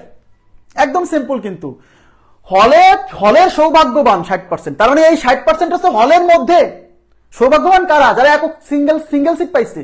তা সিঙ্গেল সিট পেতে হলে তাদেরকে তো আগে হলে অবস্থান করতে হবে। তার মানে এই সৌভাগ্যবান যে 60%, ওরা হচ্ছে মোট শিক্ষার্থীর 60% সৌভাগ্যবান না, হলে যারা আছে তাদের 60%। তার মানে হলে আছে 80 জন, তাই এই 80 জনের 60% হলো সৌভাগ্যবান, মানে 48 জন। তার মানে 100 জনের মধ্যে 48 জন, মানে 48% সৌভাগ্যবান। তার মানে আবার অঙ্কে বলা আছে সৌভাগ্যবান 1200 জন, তার মানে এই 48% এই 1200 জনকে রিপ্রেজেন্ট করছে। মোট শিক্ষার্থী চাইছে মানে 100% কত, ক্লিয়ার? ওকে, নেক্সট কোশ্চেনে চলে যাচ্ছি। নাবিল মিষ্টির দোকান থেকে প্রতি কেজি 250 টাকা হিসেবে 2 কেজি সন্দেশ ক্রয় করলো। নাবিল একটা ছেলের নাম, সে কি করছে, মিষ্টির দোকানে মিষ্টি কিনতে গেছে, কিনতে যায় 250 টাকা হিসেবে 2 কেজি সন্দেশ ক্রয় করছে। তাহলে কয় কেজি সন্দেশ ক্রয় করছে, 2 কেজি। কত হিসাবে, 250 টাকা কেজি হিসেবে। তাহলে 1 কেজির দাম 250 টাকা, তাহলে 2 কেজির দাম কত হবে, 250 2 গুণ 2 500 টাকা। ভ্যাটের হার 4 টাকা হলে সন্দেশ ক্রয় বাবদ সে দোকানদারকে কত টাকা দিবে। তাহলে সন্দেশ ক্রয় করতে গেছে, সন্দেশ ক্রয় করতে গেলে সন্দেশের দাম তো দিতেই হবে, সাথে আরো 4% ভ্যাট দিতে হবে। এই যে 4% কি দিতে হবে, 4% ভ্যাট। আর এই 250 টাকা হচ্ছে প্রতি কেজি সন্দেশের দাম। এরকম কয় কেজি, 2 কেজি সন্দেশ। ঠিক আছে, তার মানে সে তাহলে কি দিবে বলেন তো, বলেন এদিকে তাকান। তাহলে ক্রয় বাবদ সে দিবে ইজ ইকুয়াল টু 250 টাকা হলো, এদিকে তাকান, 250 টাকা হলো 1 কেজি সন্দেশের দাম। এরকম কয় কেজি, 2 কেজি, তাহলে 2 টাকা 2 দিয়ে গুণ। এই 500 টাকা হলো সন্দেশ ক্রয় বাবদ দিবে, আবার এর উপর তাহলে কত টাকা, এটা হলো 500 টাকা প্লাস 500 এর, আচ্ছা আমি একটু বলি, ইজ ইকুয়াল টু 500 টাকা। আচ্ছা আমি এখানে বলি যে সন্দেশের দাম, সন্দেশের মূল্য ইজ ইকুয়াল টু 500 টাকা। এবার ভ্যাট হলো 500 টাকার 4%, এই যে 4% হারে, তাহলে ভ্যাটের হার 4 টাকা, মানে কি, ভ্যাটের হার মানে হচ্ছে, হার মানে শতকরা, ভ্যাটের হার 4 টাকা মানে শতকরা 4 টাকা, এই হার মানেই শতকরা বুঝে নিতে হবে। ঠিক আছে, তাহলে ভ্যাটের হার 4 টাকা মানে 100 টাকায় 4 টাকা, তাহলে 500 টাকায় কত হবে, তার মানে 500 এর 4%, 500 এর মানে গুণ 4% মানে 4/100। এই দুটা শূন্য ক্যান্সেল, তাহলে 4 5 20 টাকা, 20 টাকা। তাহলে সন্দেশের মূল্য 500 আর ভ্যাট দিবে 20 টাকা, তাহলে অতএব দোকানদারকে সে মোট দিবে ওই 500-র সাথে কি করতে হবে, ভ্যাট 20 টাকা যোগ করলে 520 টাকা, তার মানে দোকানদারকে সে মোট 520 টাকা দিবে। ক্লিয়ার বিষয়টা, 520 টাকা দিবে, আশা করি বুঝতে পারছেন। তার মানে এই টাইপের কোশ্চেন আমরা কি করব, প্রথমে আগে বের করবো যে সে মোট কত টাকা, মানে জিনিসটা ক্রয় বাবদ কত টাকা দিছে, তারপরে বের করব ওই টাকার উপর কত টাকা মোট ভ্যাট দিছে। ওকে, আচ্ছা নেক্সট কোশ্চেনে চলে যাচ্ছে, একেবারে সিম্পল টাইপ ছিল এটা। 350 টাকা ধরে 3 কেজি মিষ্টি কিনে 4 টাকা হারে ভ্যাট দিলে মোট ভ্যাট কত দিতে হবে। দেখেন আগের অঙ্কের সাথে কিন্তু এই অঙ্কের পার্থক্য আছে। আগের অঙ্কে বলছিল দোকানদারকে সে মিষ্টি সন্দেশ ক্রয় বাবদ মোট কত টাকা দিবে, তার মানে সন্দেশের দাম দিতে হবে প্লাস ভ্যাট দিতে হবে। আর এখানে বলছে যে 3 কেজি 350 টাকা দরে 3 কেজি মিষ্টি কিনে 4 টাকা হারে, 4 টাকা হারে মানে শতকরা 4 টাকা, 4 টাকা হারে ভ্যাট দিলে মোট কত টাকা ভ্যাট দিতে হবে। তার মানে এই অঙ্কে মিষ্টি কেনা বাবদ মোট কত টাকা দিতে হবে সেটা চাইনি, বলছে জাস্ট কত টাকা ভ্যাট দিতে হবে। তার মানে তাহলে আগে বের করবো কি, মিষ্টির দাম,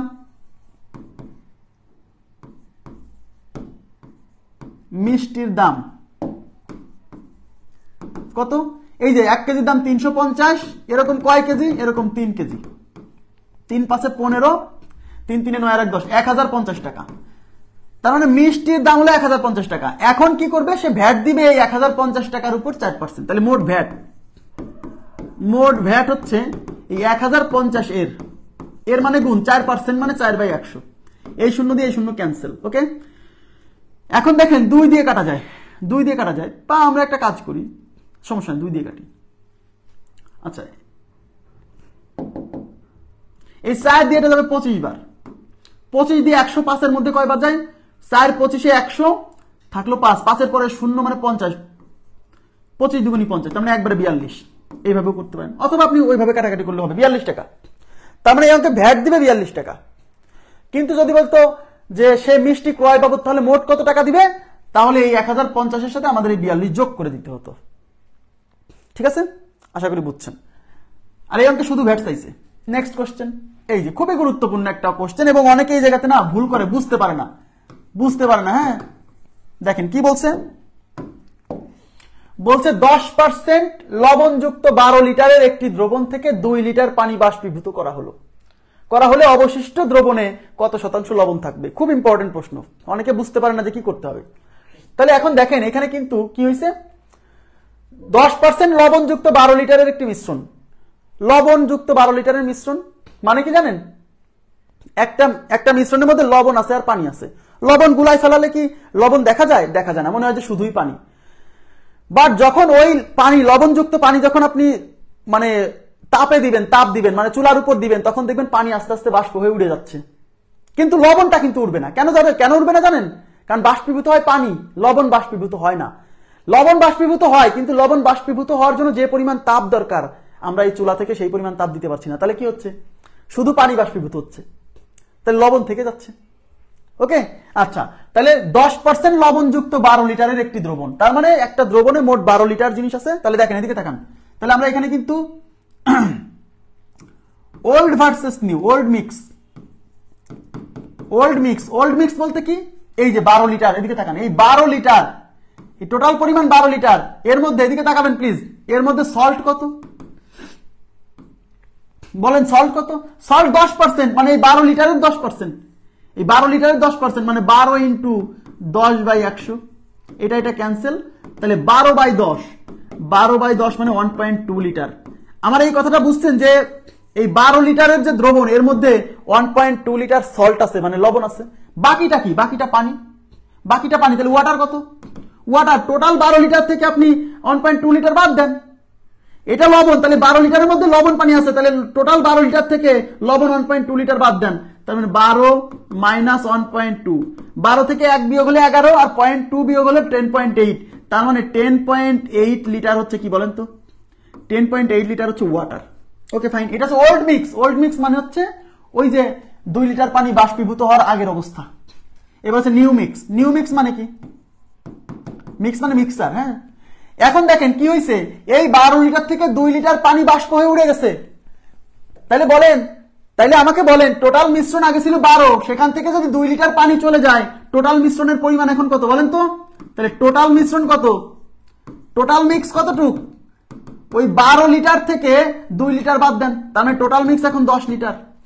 এই 10 লিটারের মধ্যে, এদিকে তাকান, এখন হচ্ছে মূল খেলা, এই 10 লিটারের মধ্যে ভাইয়া লবণ কিন্তু ভাইয়া আগে যে 1.2 লিটার ছিল ওইটাই আছে, লবণের পরিমাণ 1.2 লিটারই আছে, লবণ কিন্তু কমে নাই। কেন, কারণ বাষ্পীভূত হয়েছে পানি, তাই লবণ কমবে কেন।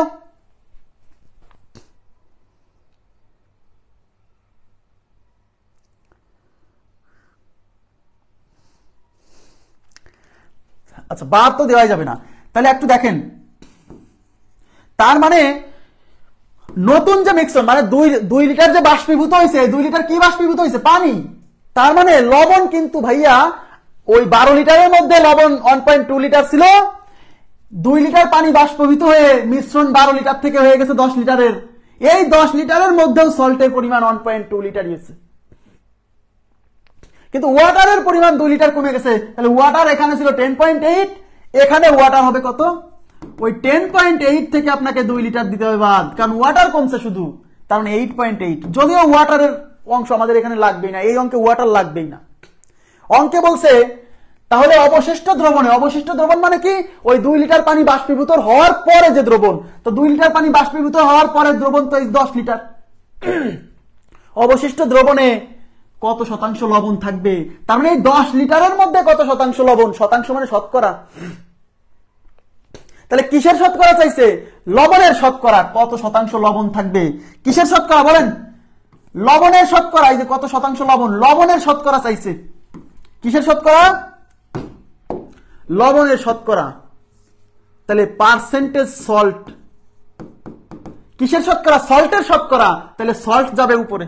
সল্ট কত, সল্ট তো ভাইয়া 1.2, তাহলে সল্ট যাবে উপরে। আর এই যে সল্ট বের করতে সেটা কিসের সাপেক্ষে, নতুন মিশ্রণে মোট যে জিনিস আছে তার সাপেক্ষে। দেখেন অবশিষ্ট মিশ্রণে, অবশিষ্ট দ্রবণে কত শতাংশ লবণ থাকবে, তার মানে আমরা লবণের শতকরা বের করব অবশিষ্ট দ্রবণের সাপেক্ষে। অবশিষ্ট দ্রবণ মানে 10 লিটারের সাপেক্ষে, তাই 10 দিয়ে ভাগ, শতকরার জন্য 100 দিয়ে গুণ। এটা ক্যান্সেল। এবার তাকান, তাহলে 1.2 কে যদি 10 দিয়ে গুণ করেন তাহলে দশমিক, তাহলে 1.2 ইন্টু হচ্ছে 10, এই পয়েন্ট তুলে দিলে নিচে 10, 10 কাটা, উত্তর হলো 12%। উত্তর কত, 12%। এই অঙ্কে ওয়াটার আমাদের লাগবে না, ওয়াটারের কোনো কিছু চাইনি। আপনারা অঙ্কটা বুঝছেন কিনা, খুবই গুরুত্বপূর্ণ অঙ্ক, খুবই গুরুত্বপূর্ণ অঙ্ক, খুবই ইম্পর্টেন্ট, অনেকবার আসছে। অঙ্কটা বুঝছেন কিনা প্লিজ কাইন্ডলি বলবেন, না বুঝলে বলেন, আমি আরেকবার চেষ্টা করব। প্লিজ রেসপন্স করেন, না বুঝলে আমাকে বলেন, আমি আরেকবার চেষ্টা করব, কোনো সমস্যা নাই, কিন্তু বলতে হবে, চুপ থাকা যাবে না, চুপ থাকলে তো আমি বুঝবো না।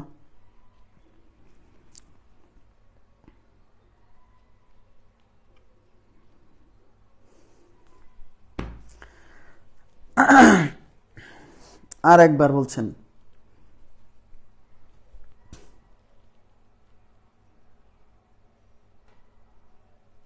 আচ্ছা সবাই আবার বলছেন, বুঝা দিচ্ছি, সমস্যা নেই। দেখেন এইখানে একটা মিশ্রণ আছে, হ্যাঁ একটা মিশ্রণ, একটু তাকাবেন, এই যে আমি দেখাচ্ছি, একটা মিশ্রণ আছে। এই মিশ্রণের মোট পরিমাণ হচ্ছে 12 লিটার। কঠিন, একদমই কঠিন না, একেবারেই সহজ, কিন্তু আপনাকে সহজভাবে চিন্তা করতে হবে। হ্যাঁ, এই মিশ্রণের পরিমাণ 12 লিটার। এই 12 লিটারের মিশ্রণের মধ্যে, এর মধ্যে আছে কি, লবণ আর পানি। যে লবণযুক্ত 12 লিটার, লিটারের একটি মিশ্রণে 2 লিটার মিশ্রণ হতে 2 লিটার পানি বাষ্পীভূত করা হয়েছে। তার মানে এই 12 লিটারের একটা মিশ্রণ আছে যার মধ্যে লবণযুক্ত পানি। তার মানে এর মধ্যে ওয়াটার প্লাস সল্ট মিলে হলো 12 লিটার। তাহলে এর মধ্যে সল্ট কতটুক, সল্ট হলো 10%। এই যে দেখেন 10% লবণযুক্ত, তার মানে এর মধ্যে 10% সল্ট, মানে এই 12 লিটারের 10% হলো সল্ট, মানে লবণ। তাহলে সল্টের পরিমাণ আমি বের করতে পারবো না, এই 12 লিটারের 10%, মানে 12 এর মানে গুণ 10%।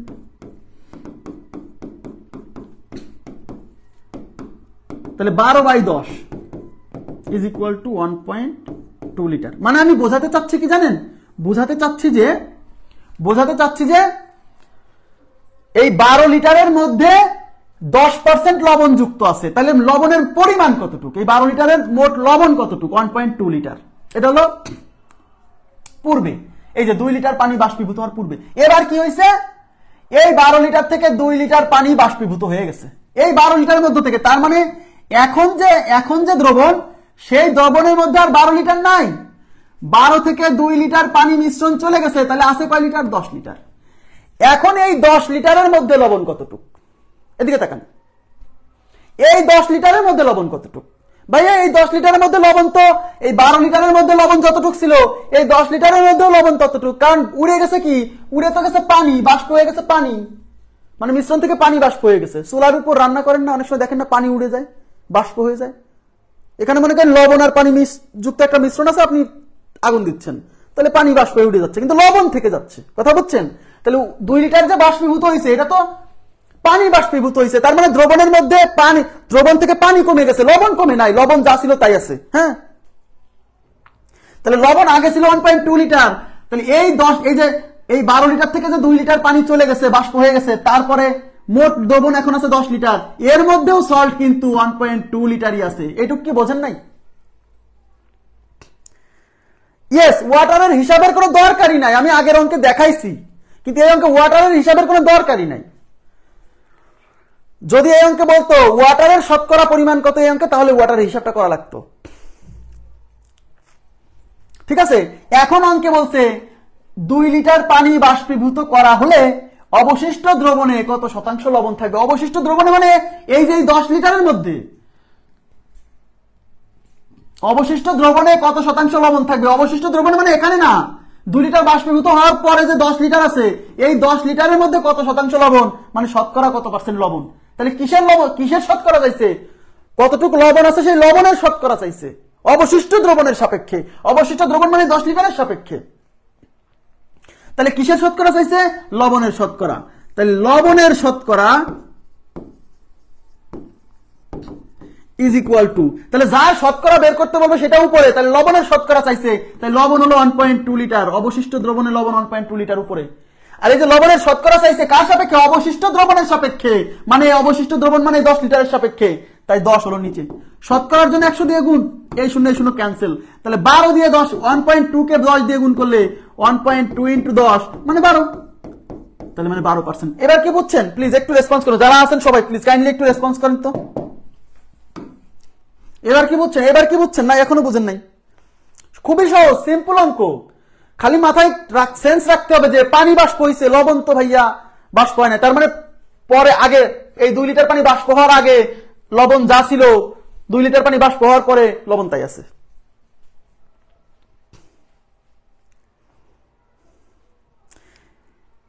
এখানে আমাদের পানির হিসাবটা করা লাগে নাই, কারণ শতকরা চাইছে লবণের, অবশিষ্ট দ্রবণে কত শতাংশ লবণ আছে।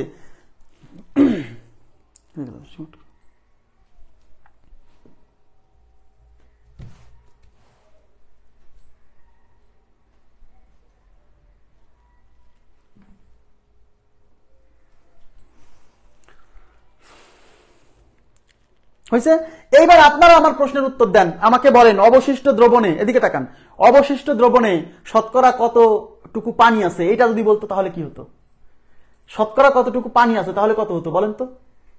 যদি বলতো যে 2 লিটার দ্রবণ থেকে 2 লিটার পানি বাষ্পীভূত করার পর অবশিষ্ট দ্রবণে শতকরা কতটুকু পানি থাকবে, বলেন তো কত হতো উত্তর।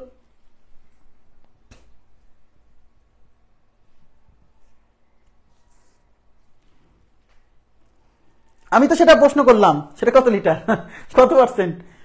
যারা খুব স্মার্ট তারা বুঝে গেছে কেন, কারণ এর মধ্যে 12% লবণ আছে, তাহলে বাকিটা পানি। তার মানে 100 থেকে তারা 12% বাদ দিবে, 100 থেকে 12% বাদ দিয়ে 88%, তারা দেখে উত্তর দিবে। কিন্তু আপনি স্মার্ট তো হয়েছেন, 12% বের করা আছে তাই, তার মানে লবণ বের করে আপনি লবণের পার্সেন্টেজ থেকে বাদ দিতে পারেন, এটা একটা প্রসেস। অথবা আপনি যে কাজটা করবেন সেটা হচ্ছে, যদি পানি 88%, যদি সত্যিই বলে যে এর মধ্যে শতকরা পানি আছে কতটুক, অবশিষ্ট দ্রবণে শতকরা পানি আছে কতটুক, তাহলে কিসের শতকরা চাইছে, পানির শতকরা, তাহলে আমাকে বের করতে হবে পানির পরিমাণ। ওয়াটার বলেন এই 10 লিটারের মধ্যে 1.2 লিটার সল্ট, তাহলে বাকিটা কি, বাকিটা পানি। তার মানে এই 10 লিটার থেকে সল্ট বাদ দেন, এই 10 লিটার থেকে সল্ট 1.2 বাদ দেন, 10 থেকে 1 বিয়োগ হলে 9, 9 থেকে 0.2 বিয়োগ হলে 8.8, তার মানে সল্টের ওয়াটারের পরিমাণ হচ্ছে 8.8 লিটার। তাহলে অঙ্কে যেহেতু যদি পানি কতটুকু আছে এর শতকরা চাই, তাহলে আমরা পানির পরিমাণ বের করে ফেলবো। এইবার বের করব পানির শতকরা, যার শতকরা বের করতে হবে সেটা উপরে, অঙ্কে চাইছে পানির শতকরা, তাহলে পানি যাবে উপরে, মানে 8.8 যাবে উপরে।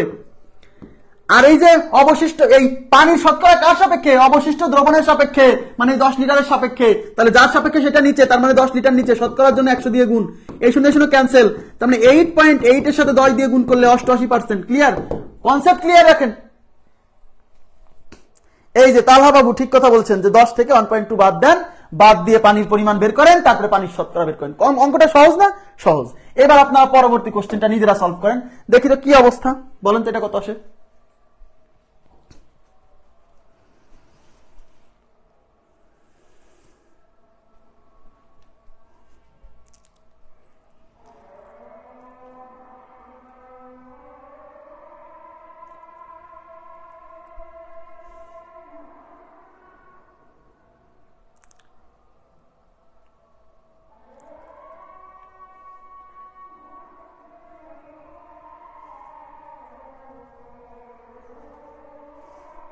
আচ্ছা, আজান দিচ্ছে তো, আমি 2 মিনিট বিরতি দিলাম। আপনারা অঙ্কটা করে উত্তরটা করেন, আমি 2 মিনিট বিরতি দিলাম, 2 মিনিট পরে আমি শুরু করছি। 2 মিনিট মানে আজানটা যতক্ষণ দেয় আর কি।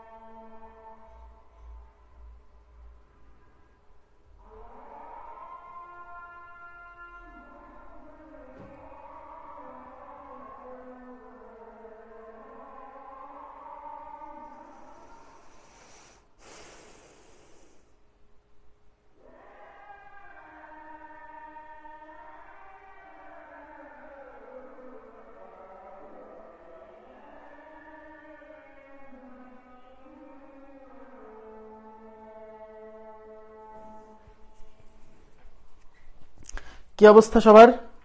আচ্ছা, সবাই বলছেন 4.8%, সবাই বলছেন 4.8%,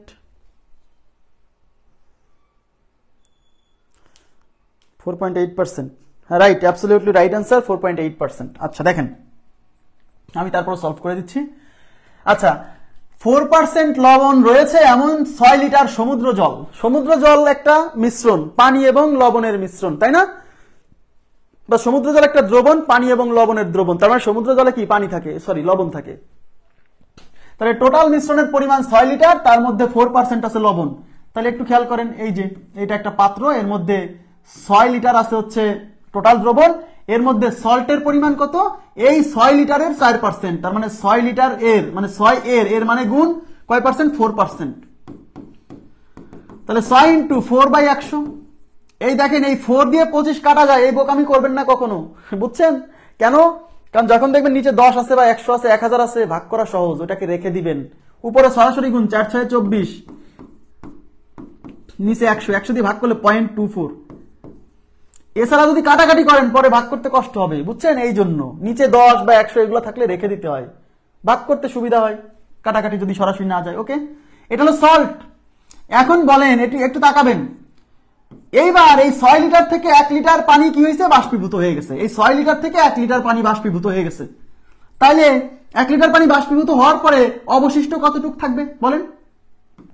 এই 6 লিটার থেকে 1 লিটার বাদ দিলে 5 লিটার, এই 5 লিটার থাকবে।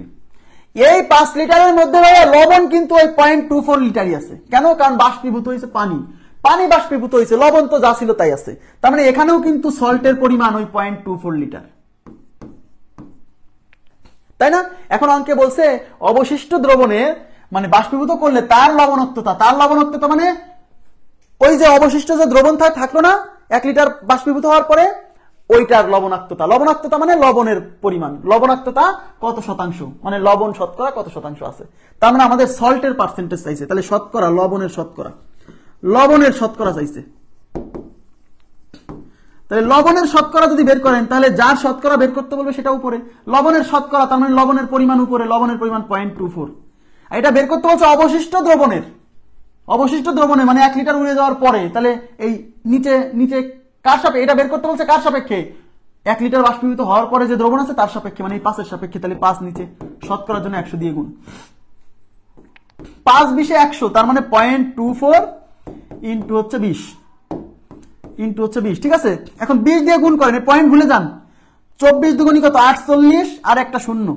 এবার দশমিকের পরে 0.24, দশমিকের পরে 2 ঘর আছে, তাহলে আমাকেও কি করতে হবে, এমন জায়গায় দশমিক বসাতে হবে যেন দশমিকের পরে 2 ঘর থাকে, তাহলে এখানে বসাতে হবে যেন দশমিকের পরে 2 ঘর থাকে। তার মানে কত 4.8%, মানে 4.8%। ক্লিয়ার বিষয়টা, 4.8%। আশা করি বুঝতে পারছেন, ক্লিয়ার। ওকে, এবার চলে যাচ্ছি পরবর্তী প্রশ্নে। একটি পরীক্ষায় এ বি এর চেয়ে 10% নম্বর কম পেল।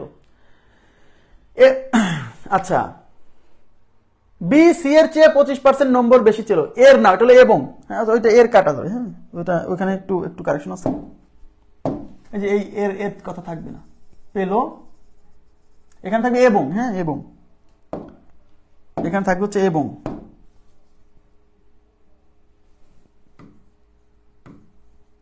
আচ্ছা, এবং ওখানে কমা দেন, কমা দেন, হ্যাঁ কমা দেন,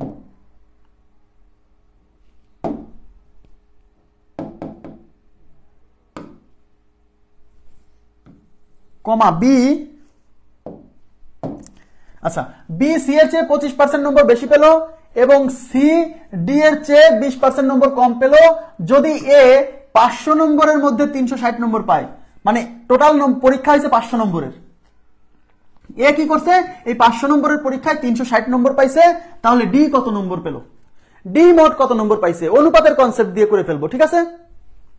দেখেন একটু তাকান, একটি পরীক্ষায় এ বি এর চেয়ে 20% নম্বর কম পেল, তার মানে এখানে এ এর নম্বরের বর্ণনা দেওয়া আছে বি এর সাপেক্ষে, তাহলে কারটা 100 ধরতে হয়, কারটা 100 ধরতে হয়, যার সাপেক্ষে বর্ণনা দেওয়া আছে তারটা 100 ধরতে হয়। তাহলে এখানে এ এর নম্বরের বর্ণনা দেওয়া আছে বি এর সাপেক্ষে, এ বি এর চেয়ে 10% কম পেয়েছে, তার মানে বি টা হবে 100 আর এ টা হবে বি এর চেয়ে 10% কম, মানে 100 থেকে 10 বিয়োগ করে 90। তার মানে ধরি বি ইজ ইকুয়াল টু 100 নম্বর পেয়েছে আর এ পাবে কত, 100 থেকে 10 বিয়োগ করে দেন 90। এখান থেকে আমরা এ ইস টু বি বের করবো, এ ইস টু বি মানে এ এবং বি এর নম্বরের অনুপাত, তাহলে 90/100, এই যে এ হলো 90, বি হচ্ছে 100, এই শূন্য শূন্য কাটা, তার মানে এ ইস টু বি কত আসলো, এ ইস টু বি আসলো 9:10। এটা প্রিলির অঙ্ক না, আবার বলছি এটা হচ্ছে লিখিত পরীক্ষার কোশ্চেন, কিন্তু কনসেপ্ট ক্লিয়ার হবে। মানে এই জায়গা থেকে এ এবং বি এর অনুপাত, নম্বরের অনুপাত বের করে ফেললাম, বুঝছেন। পরবর্তী, বি সি এর চেয়ে 25% নম্বর বেশি পেল, তার মানে বি সি এর চেয়ে 25% বেশি পাইছে, তার মানে এখানে বর্ণনা দেওয়া বি এর কার সাপেক্ষে, সি এর সাপেক্ষে, বি সি এর চেয়ে 25% নম্বর বেশি পাইছে, তাহলে যার সাপেক্ষে বর্ণনা দেওয়া থাকবে তারটা 100, তাহলে বি সি এর চেয়ে 25% বেশি, তার মানে সি যদি 100 হয় তাহলে বি হবে 100 এর সাথে 25 যুক্ত 125, তার মানে এখানে সি এরটা ধরবো 100, তাহলে ধরি সি 100, তাহলে বি কত হবে, বি কি সি এর চেয়ে 100 বেশি, 25% বেশি, তার মানে 100 এর সাথে 25 যোগ হবে 125। এইবার বি ইস টু সি বের করে ফেলবো, মানে বি এবং সি এর নম্বরের অনুপাত, তাহলে বি যাবে উপরে মানে 125 যাবে উপরে আর সি হচ্ছে 100 নিচে, 4×25 100, 5×25 125, তার মানে বি ইস টু সি এটা হলো 5:4, বি ইস টু সি কত 5:4, ব্যাস। এবার একইভাবে সি ডি এর চেয়ে 20% নম্বর কম পেল, তার মানে এখানে বর্ণনা হচ্ছে সি এর বর্ণনা ডি এর সাপেক্ষে, তাহলে ডি কে 100 ধরবো, তাহলে ডি ইজ ইকুয়াল টু 100 আর সি হবে কি ডি এর চেয়ে 20% কম, তার মানে ডি 100 হইলে সি হবে 100 - 20 মানে হলো 80। এবার এখান থেকে সি ইস টু ডি মানে সি এবং ডি এর নম্বরের অনুপাত বের করে ফেলবো, তাহলে সি যাবে উপরে মানে 80 উপরে, ডি হলো 100 নিচে, এটা এটা ক্যান্সেল, 5 দুগুণী 10, 4 দুগুণী 8, তার মানে সি ইস টু ডি এটা হলো 4:5। এই যে আমরা A is to B A B এর নম্বরের অনুপাত পাইছি, বি ইস টু সি মানে বি আর সি এর নম্বরের অনুপাত পাইছি, সি ইস টু ডি মানে সি এবং ডি এর নম্বরের অনুপাত পাইছি, এই A is to B B is to C C is to D এটা থেকে এবিসিডি এর ধারাবাহিক অনুপাত প্রস্তুত করতে হবে, এখান থেকে এবিসিডি এর কি ধারাবাহিক অনুপাত প্রস্তুত করতে হবে। এবার তাকান এবিসিডি এর ধারাবাহিক অনুপাত তাকায়েন, তাহলে আমরা লিখলাম এ বি সি ডি। প্রথমে A:B বসাবো, A:B 9:10, এখানে কি লিখছি 9:10,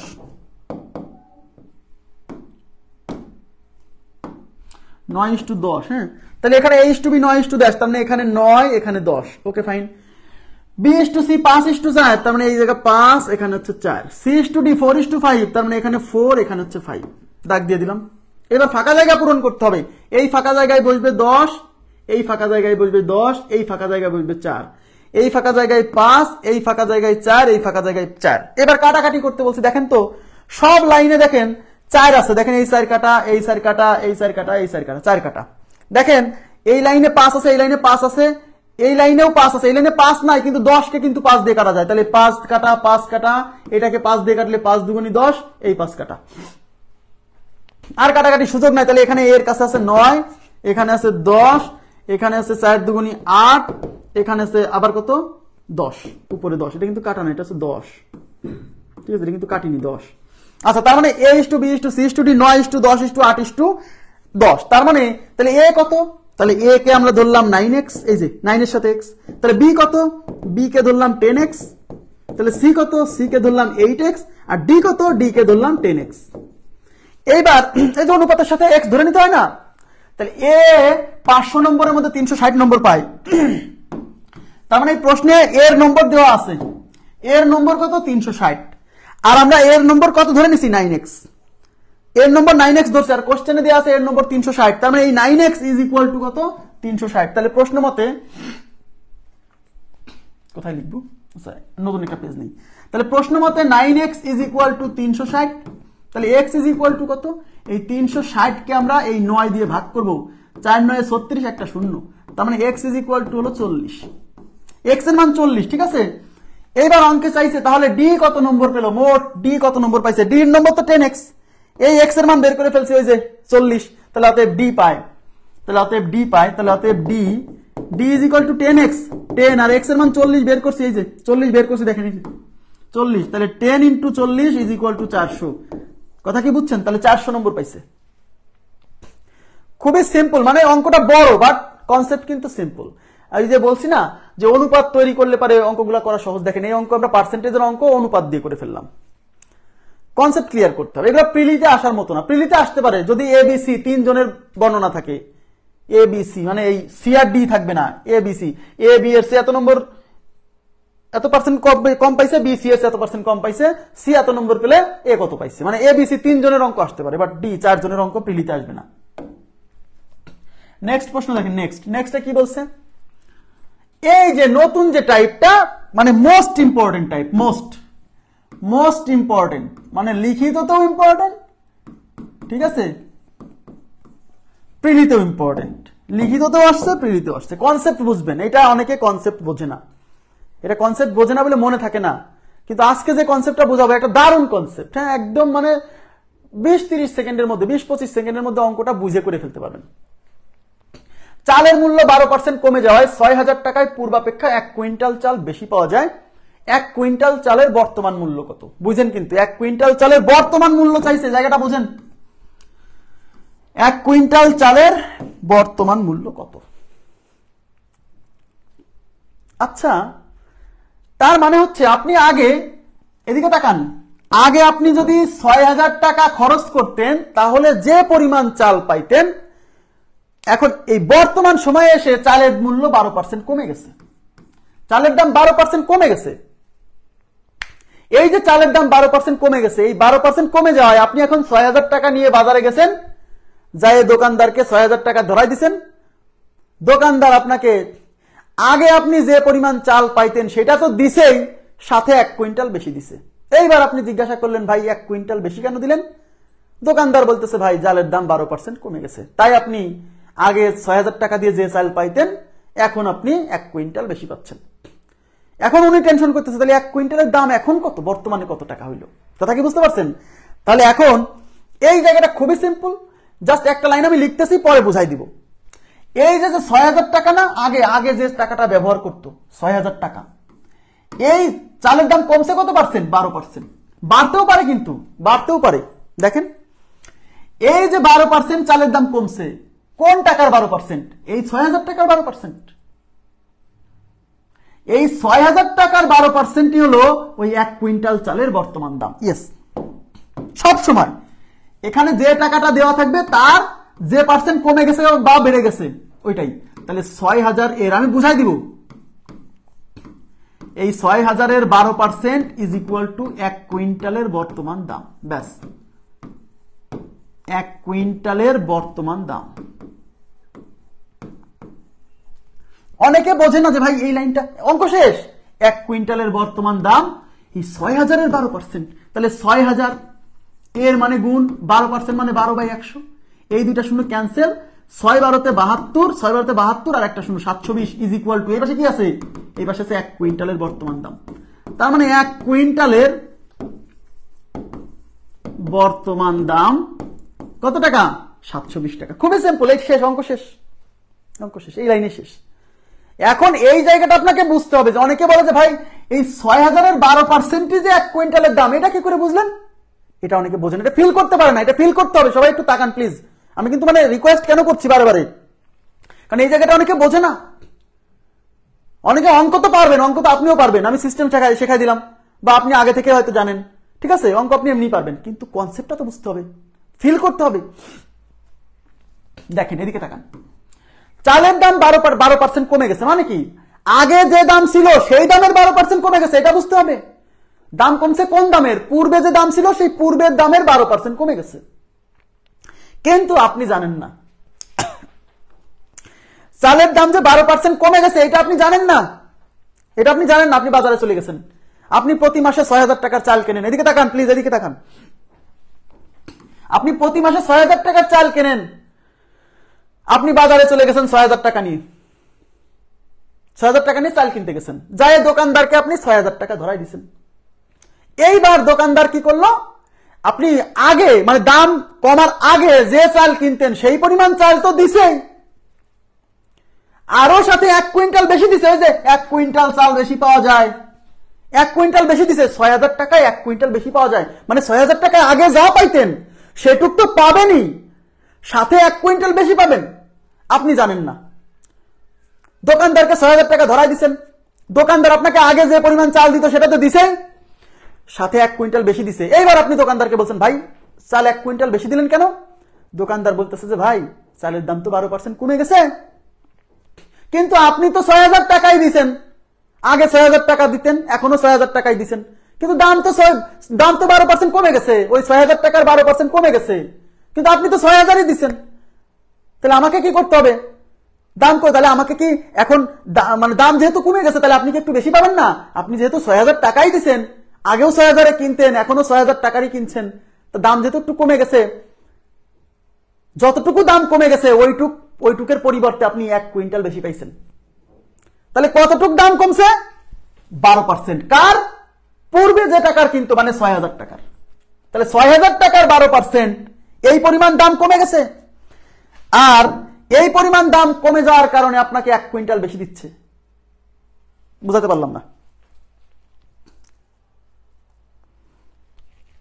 ক্লিয়ার হলো না? আমি আরেকবার বলছি, দেখেন, মানে আপনি 6,000 টাকা, এদিকে তাকান, আপনি 6,000 টাকার চাল কেনেন প্রতি মাসে। এবার আপনি দোকানে যেয়ে, মানে চালের দাম 12% কমে গেছে, এই যে চালের দাম যে 12% কমে গেছে, এটা কোন দামের?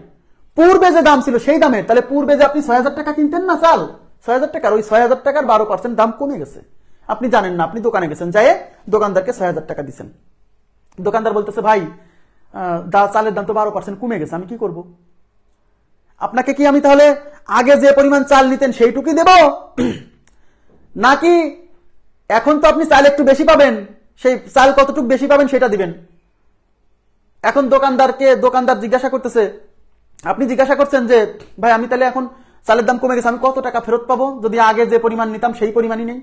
দোকানদার বলতেছে চালের দাম তো 12% কমে গেছে, তাহলে আপনি 6,000 টাকার চাল কিনতেন, তাহলে এখন আপনি ওই 6,000 টাকার 12% কম, মানে 12% টাকা, 6,000 টাকার 12% কম দিতে পারবেন। আগে যে চাল নিতেন সেই চাল নিতে হলে এই 6,000 টাকার 12% কম দেন, কারণ 12% কমে গেছে। আপনি 6,000 এর 12% কত আসতেছে? 12/100, 6 12 72, 720 টাকা। তার মানে এই 6,000 এর 12% হলো 720 টাকা।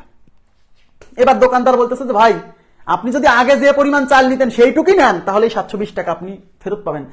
আর যদি এই টাকা ফেরত না নিতে চান, 6000 টাকারই চাল নিতে চান, তাহলে আগে যে চাল নিতেন সেটুকু তো দেবই, আরো 1 কুইন্টাল বেশি দিব।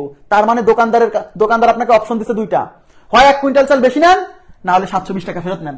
এই তো বোঝা গেছে বিষয়টা, বোঝা গেছে না? এবার দোকানদার আপনাকে অপশন দিচ্ছে দুইটা, যে ভাই 12% দাম তো কমে গেছে, তার মানে আপনি আগে 6000 টাকার যে চাল কিনতেন, এখন ওই পরিমাণ চাল পেতে হলে 6000 লাগবে না, আপনি 6000-এর 12% কম দিতে পারবেন। তা 6000-এর 12% হলো 720। তা দোকানদার বলছে আগে যে পরিমাণ চাল নিতেন সেই চাল নিতে হলে 720 টাকা কম দিতে পারবেন।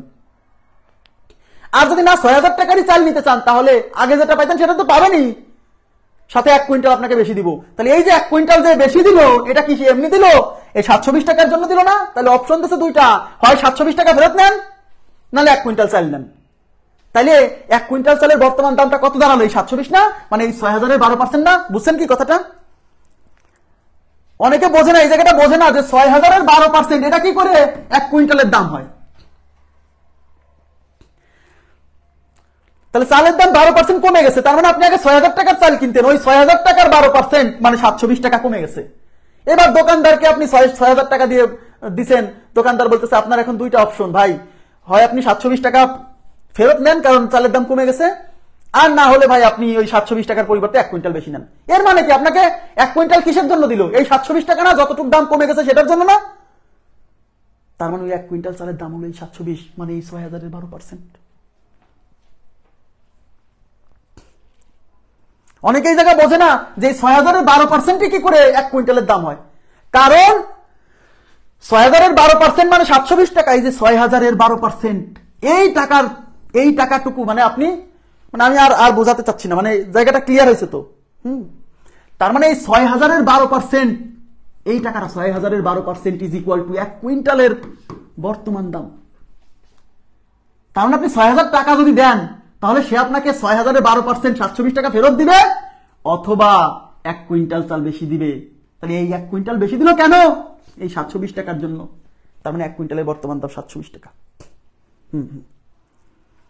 ওকে, তার মানে এই টাইপের কোশ্চেন বুঝছেন, যেহেতু কনসেপ্ট বুঝছেন, এখন আপনার যে কাজটা হবে সেটা হলো মাথায় রাখবেন, এই প্রোগ্রামটা সেট আপ রাখতে হবে যে এই টাইপের কোশ্চেন যদি আসে, এখানে পূর্বে যে টাকা খরচ করতো সেই টাকা যতটুকু কমে গেছে বা বেড়ে গেছে, ওই টাকার এত পার্সেন্ট হলো ওখানে যে কয় কুইন্টালের দাম বলবে সেই টাকা। ক্লিয়ার বিষয়টা? ক্লিয়ার? আচ্ছা, এবার দেখেন, তাহলে এই অঙ্কের উত্তর 720। তাহলে 1 কুইন্টাল চালের বর্তমান দাম হচ্ছে 720, এই অঙ্কের উত্তর 720। এই অঙ্কটা যদি পরীক্ষায় আসতো, আর এইখানে দেখেন, এদিকে তাকান, এদিকে তাকান, এখানে যদি পরীক্ষক খালি একটু আপনাকে বলে দিত এই যেটা, এটা কিন্তু আগের অঙ্কের উত্তর 720, আগের অঙ্কের উত্তর 720, 170 নাম্বারের উত্তর 720, এটা আমি একটু মডিফাই করে দিচ্ছি। 1 কেজি, আরে আল্লাহ,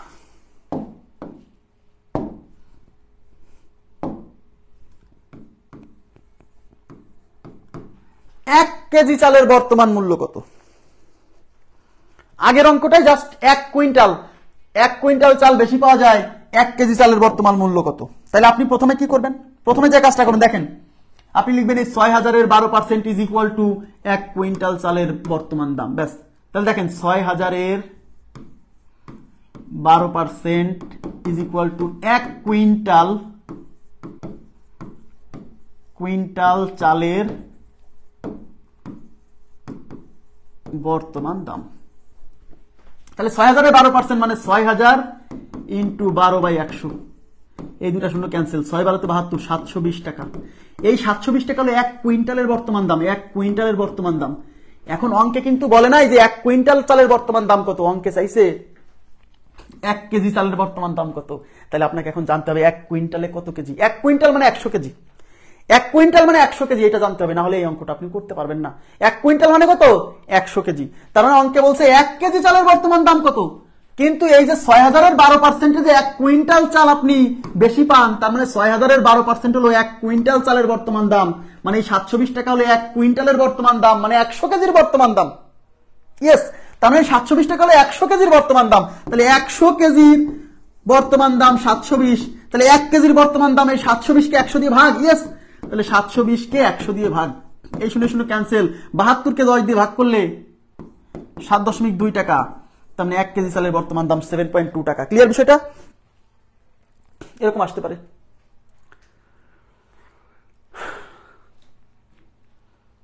ওকে, আচ্ছা এবার আমি আরেকটা অঙ্ক দেই, এই টাইপের আরেকটা অঙ্ক দেই। গরম করতেছে তো এসির রিমোট খুঁজে পাচ্ছি না, কোথায় রাখছি যে। আচ্ছা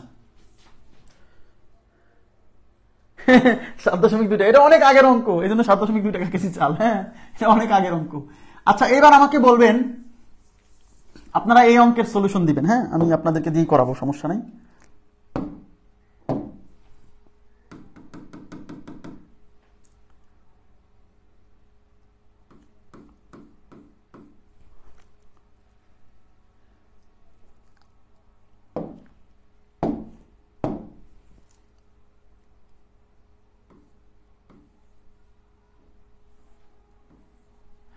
এটার উত্তর করেন। এটা কত হবে বলেন তো?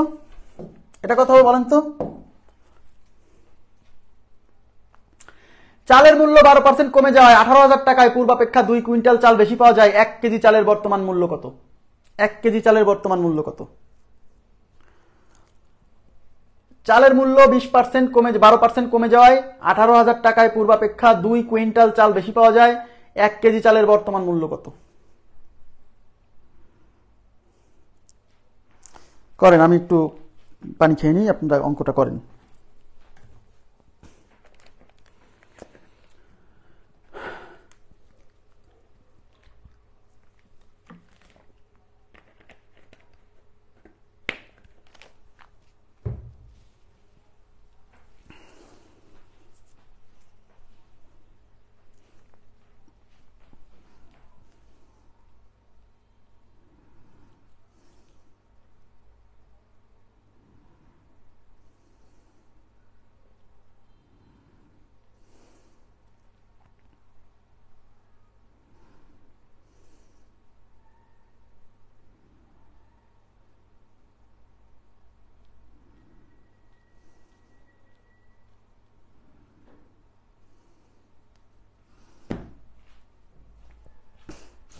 কি অবস্থা?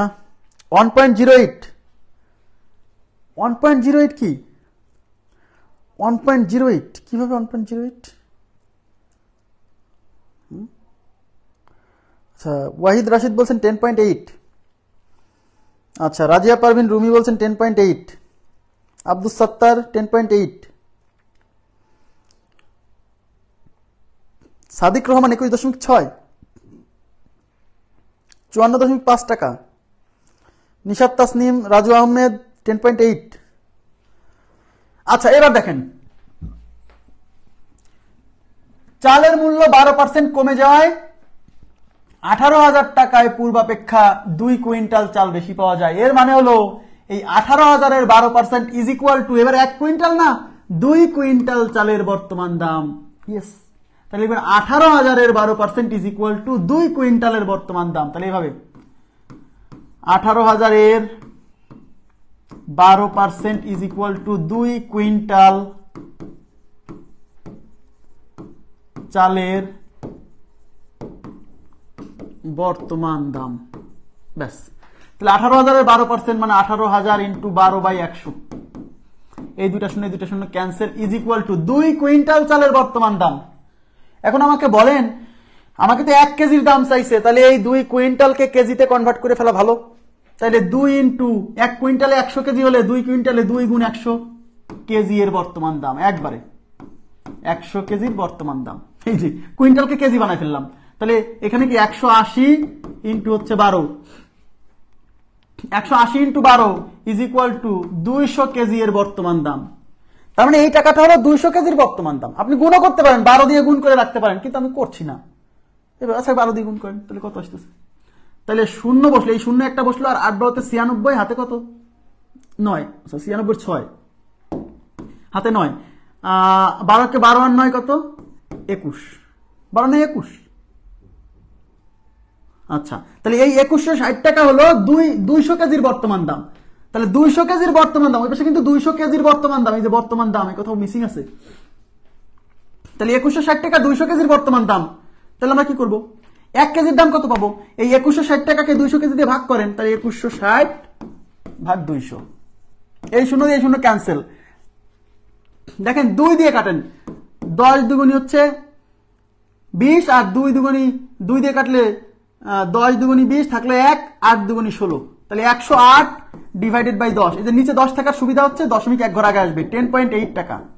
10.8 এটা উত্তর, যাদের 10.8 আসছে এটা রাইট।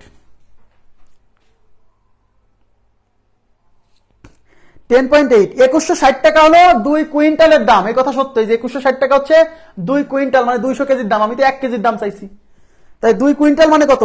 2 কুইন্টাল মানে 200 কেজি না? তাহলে আমাকে কি করতে হবে, পরবর্তীতে যেহেতু 1 কেজির দাম চাইছে, তাহলে আমাকে 2 কুইন্টাল মানে 200 কেজি, মানে এই 2 কুইন্টালের দাম 2160, মানে 200 কেজির দাম হলো 2160, 200 কেজির দাম 2160। তাহলে 1 কেজির দাম কি পাবো? 200 কেজির দামকে 200 কেজি দিয়ে ভাগ করলে 1 কেজির দাম পাবো না? ওকে, আশা করি বুঝছেন, এই টাইপের কোশ্চেন আপনারা পারবেন। এবার কি বলছে দেখেন, কলার দাম 20% কমে যাওয়ায় 12 টাকায় পূর্বাপেক্ষা 2টি কলা বেশি পাওয়া যায়, বর্তমানে একটি কলার দাম কত? একই টাইপের কোশ্চেন। দেখেন কলার দাম কত পার্সেন্ট কমছে? 20% কমছে। এটা কি হয়েছে? 12 টাকায় আপনি পূর্বাপেক্ষা 2টি কলা বেশি পাওয়া যাচ্ছে। এর মানে কি? এই 12 টাকার 20% ইজ ইকুয়াল টু 2টি কলার বর্তমান দাম। ব্যাস, বলছে একটি কলার দাম কত। খুবই সিম্পল, মানে একই হবে সব অঙ্ক এক। এই যে 12 টাকায় 2টি কলা বেশি পাচ্ছেন না, তাহলে কত পার্সেন্ট কমে গেছে? 20%। কার 20%? এই 12 টাকার 20%। এই 12 টাকার 20% দাম কমে যাওয়ায় আপনি এখন কি পাচ্ছেন? 12 টাকা দিয়ে আগে যা পাইতেন সেটুক তো পাচ্ছেনই, সাথে 2টা কলা এক্সট্রা পাচ্ছেন। তার মানে এই 12 টাকার 20% হলো 2টা কলার দাম আগের মতো। তাহলে 12 এর 20%, তাহলে 12 এর মানে গুণ একবারে, 12 এর মানে গুণ কয় পার্সেন্ট? 20% ইজ ইকুয়াল টু কি? 2টি কলার বর্তমান দাম, 2টি কলার বর্তমান দাম। ঠিক আছে, তাহলে 12 ইন্টু 20 ডিভাইডেড বাই 100, এই 0 0 ক্যান্সেল, কাটেন না, নিচে 10 থাকলে রেখে দিবেন, ভাগ করতে সুবিধা। 12 দুগুণে 24, 24 ডিভাইডেড বাই 10 মানে 2.4। 2.4, এই 2.4 কি? এই 2.4 হলো 2টি কলার দাম, এই 2.4 হলো 2টি কলার দাম, কিন্তু অঙ্কে চাইছে একটি কলার দাম। এই যে 2.4 ইকুয়াল টু 2টি কলার দাম বর্তমান দাম, তাহলে একটি কলার দাম কিভাবে পাবেন? তাহলে এই 2.4 হলো 2টা কলার দাম, তাহলে 2টা কলার দামকে 2 দিয়ে ভাগ করেন, তাহলে তো একটা কলার দাম। তাহলে 12 দুগুণে 24, এই পয়েন্ট ভুলে যান, মনে করেন 24, 12 দুগুণে 24, মাঝখানে পয়েন্ট আছে, আপনিও বসাই দেন মাঝখানে, তার মানে 1.2 টাকা। 1.2 টাকা। খুবই সিম্পল, একই ভাবে সব অঙ্ক এই সিস্টেমে করে ফেলবেন, সব অঙ্ক যত অঙ্ক আছে সব এই সিস্টেমে করে ফেলবেন। এই টাইপের যে চালের মূল্য, ডালের মূল্য, তেলের মূল্য, নুনের মূল্য, চেনির মূল্য, কাপড়ের মূল্য, যা বলুক, কলার মূল্য। হ্যাঁ, নেক্সট, চালের মূল্য 20% বৃদ্ধি পায়। আরে বৃদ্ধি পাক আর কমে যাক, একই সিস্টেম। চালের মূল্য 20% বৃদ্ধি পায় 750 টাকায়, পূর্বাপেক্ষা 5 কেজি চাল কম পাওয়া যায়। দাম বেড়ে গেছে, এখন আপনি 5 কেজি কম পাবেন, 5 কেজি কম পাবেন। এই কেন কম পাচ্ছেন দেখেন, আপনি আগে 750 টাকা দিয়ে যে চাল পেতেন, দোকানে যে 750 টাকা ধরাই দিচ্ছেন, আপনাকে দোকানদার কি করলো? 5 কেজি চাল কম দিল। আপনি বলতে কি ভাই 5 কেজি কম দিলেন কেন? ভাই চালের দাম হচ্ছে বা 20% বেড়ে গেছে। মানে এই যে পূর্বের মূল্যে, পূর্বে যে মূল্য ছিল তার 20% বেড়ে গেছে। তাহলে পূর্বে ছিল কি 750 টাকা না? এই 750 টাকার 20% বেড়ে গেছে। তাহলে 750 এর 20%, 750 ইন্টু 20 বাই 100, 150 টাকা বেড়ে গেছে। চালের মূল্য 150 টাকা বেড়ে গেছে। এইবার দোকানদার বলতেছে যে ভাই 5 কেজি কম দিছে, কিন্তু আপনার তো ভাই 5 কেজি কম হলে হবে না। কেন? কারণ আপনার তো পরিবারের নির্দিষ্ট লোক সংখ্যা থাকে। তখন দোকানদার বলতেছে ভাই চালের দাম তো বেড়ে গেছে, আপনি 750 টাকা যে চাল নিতেন ওই পরিমাণ চাল নিতে হলে আপনাকে আরো 150 টাকা দিতে হবে। কিন্তু দোকানদার ওই পরিমাণ চাল নিতে হলে মানে কি, আপনাকে 5 কেজি অলরেডি কম দিয়ে দিচ্ছে, তার মানে ওই পরিমাণ নিতে হলে মানে আরো 5 কেজি নিতে হলে 150 টাকা দিতে হবে। তাহলে 150 টাকা হলো 5 কেজির দাম। এই 150 টাকা মানেই তো 750 এর 20%। বুঝাইতে পারছি? তার মানে 750 এর 20% হলো ওই 5 কেজি চালের বর্তমান মূল্য।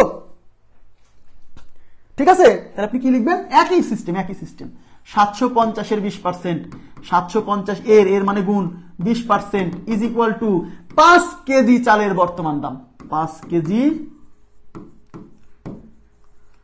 চালের বর্তমান দাম। ওকে, তাহলে 750 ইন্টু 20% মানে 20 divided by 100 is equal to 5 KG এর বর্তমান দাম। তাহলে এই শূন্য ক্যান্সেল, এটা ক্যান্সেল, 75 দুগুণে 150। এই 150 টাকা কি 5 কেজি এর বর্তমান দাম। তাহলে 5 কেজির বর্তমান যদি 5 কেজির বর্তমান দাম যদি 150 টাকা হয়, তাহলে 1 কেজির দাম কেমনে পাবেন? এই 150 টাকা হলো 5 কেজির দাম, তাহলে একে 5 দিয়ে ভাগ করলে 5 3 5 15 30 টাকা। 30 টাকা 1 কেজির বর্তমান দাম 30 টাকা। অঙ্কগুলো মজার না? এক নিয়মে সব অঙ্ক করে ফেলা যাবে। শুধু কনসেপ্টটা বুঝতে হবে যে এই টাকার এত পার্সেন্ট ইজ ইকুয়াল টু কেন 5 কেজির বর্তমান দাম। কারণ আপনি এই পরিমাণ টাকা দিলে পরে আপনাকে আগে যে চাল দিত সেটা দিচ্ছে না, 5 কেজি কম দিচ্ছে। তাহলে আগে যে পরিমাণ, তাহলে ওই যে 5 কেজি কম দিল ওই 5 কেজি যদি আনতে চান, তাহলে আপনাকে এই 750 এর 20% টাকা মানে 150 টাকা বেশি দিতে হবে। তার মানে কি এই 750 এর 20% হলো ওই 5 কেজির দাম। ক্লিয়ার না? ক্লিয়ার কিনা? নেক্সট, এটা করেন তো কি অবস্থা দেখি।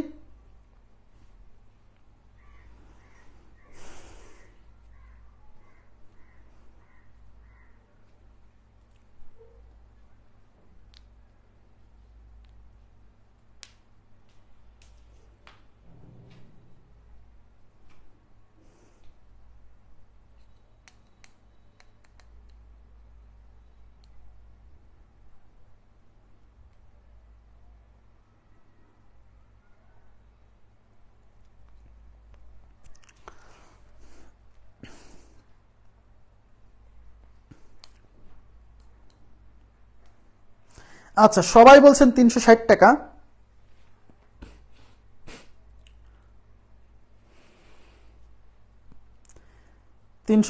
বলছেন সবাই। আচ্ছা ঠিক আছে, আমি একটু করে দেখি। চালের মূল্য 20% বৃদ্ধি পাওয়ায় 750 টাকা পূর্বাপেক্ষা 5 কেজি চাল কম পাওয়া গেল। 12 কেজি চালের বর্তমান মূল্য কত? Okay fine. তাহলে আমি কি বলতে পারি 750 এর 20% ইজ ইকুয়াল টু 5 কেজি চালের বর্তমান মূল্য, রাইট?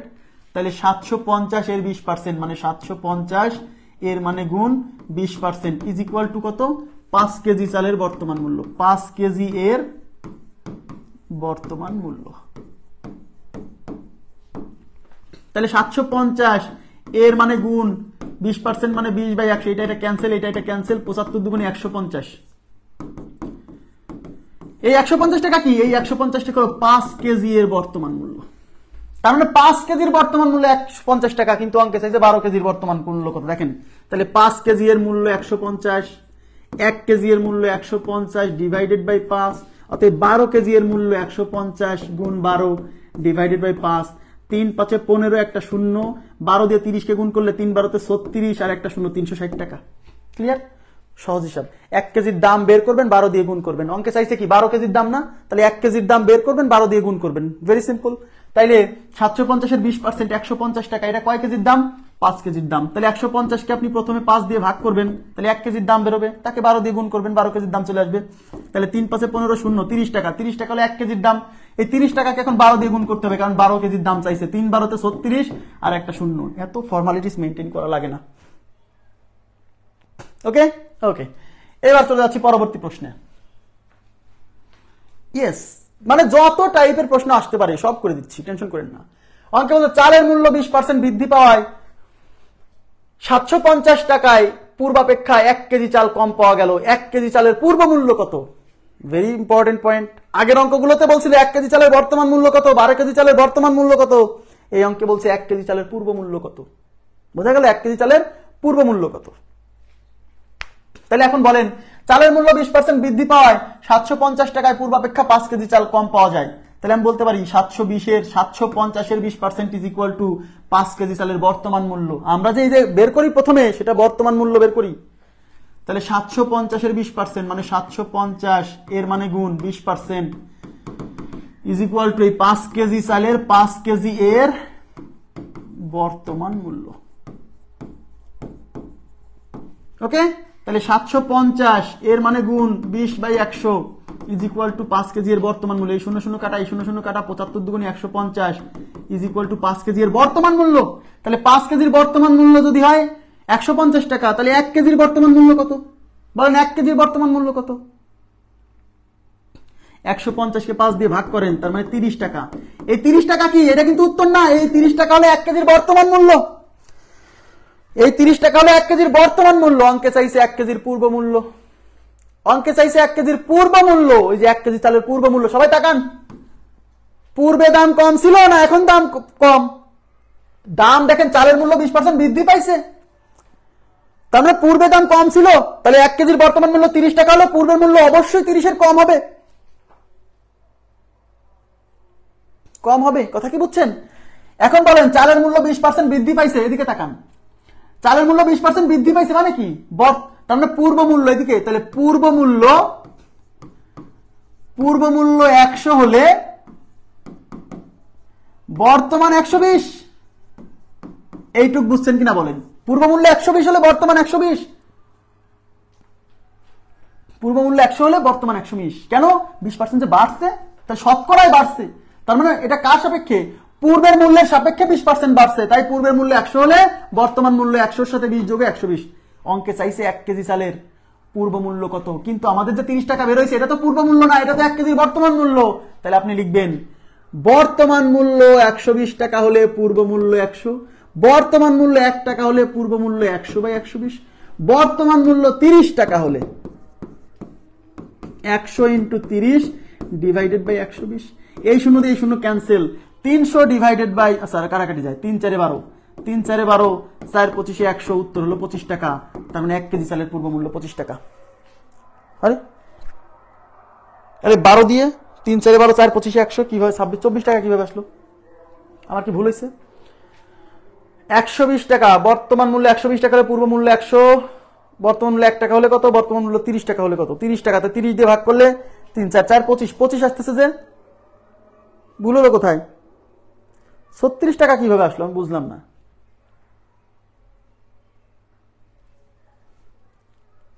আপনারা কোনটার উত্তর দিচ্ছেন আমি কিন্তু ঠিক বুঝতে পারছি না।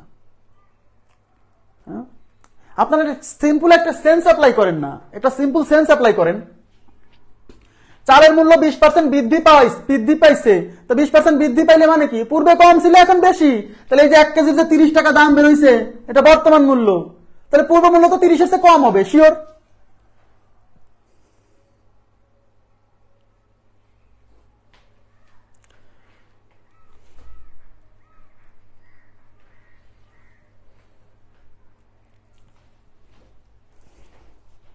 চব্বিশ টাকা, এটা শীটে কত উত্তর দেওয়া আছে সেটা বলেন আগে, শীটে কত উত্তর দেওয়া আছে আগে তাই বলেন, কনফিউশন লাগাই দিন না। শীটে কত উত্তর দেওয়া আছে আমি একটু দেখে দিচ্ছি, শীটে কত আছে আমি দেখে দিচ্ছি। শীটে যেটা আছে ওইটাই উত্তর, ওটা অ্যাকচুয়াল উত্তর, ভুল থাকতে পারে অবশ্য।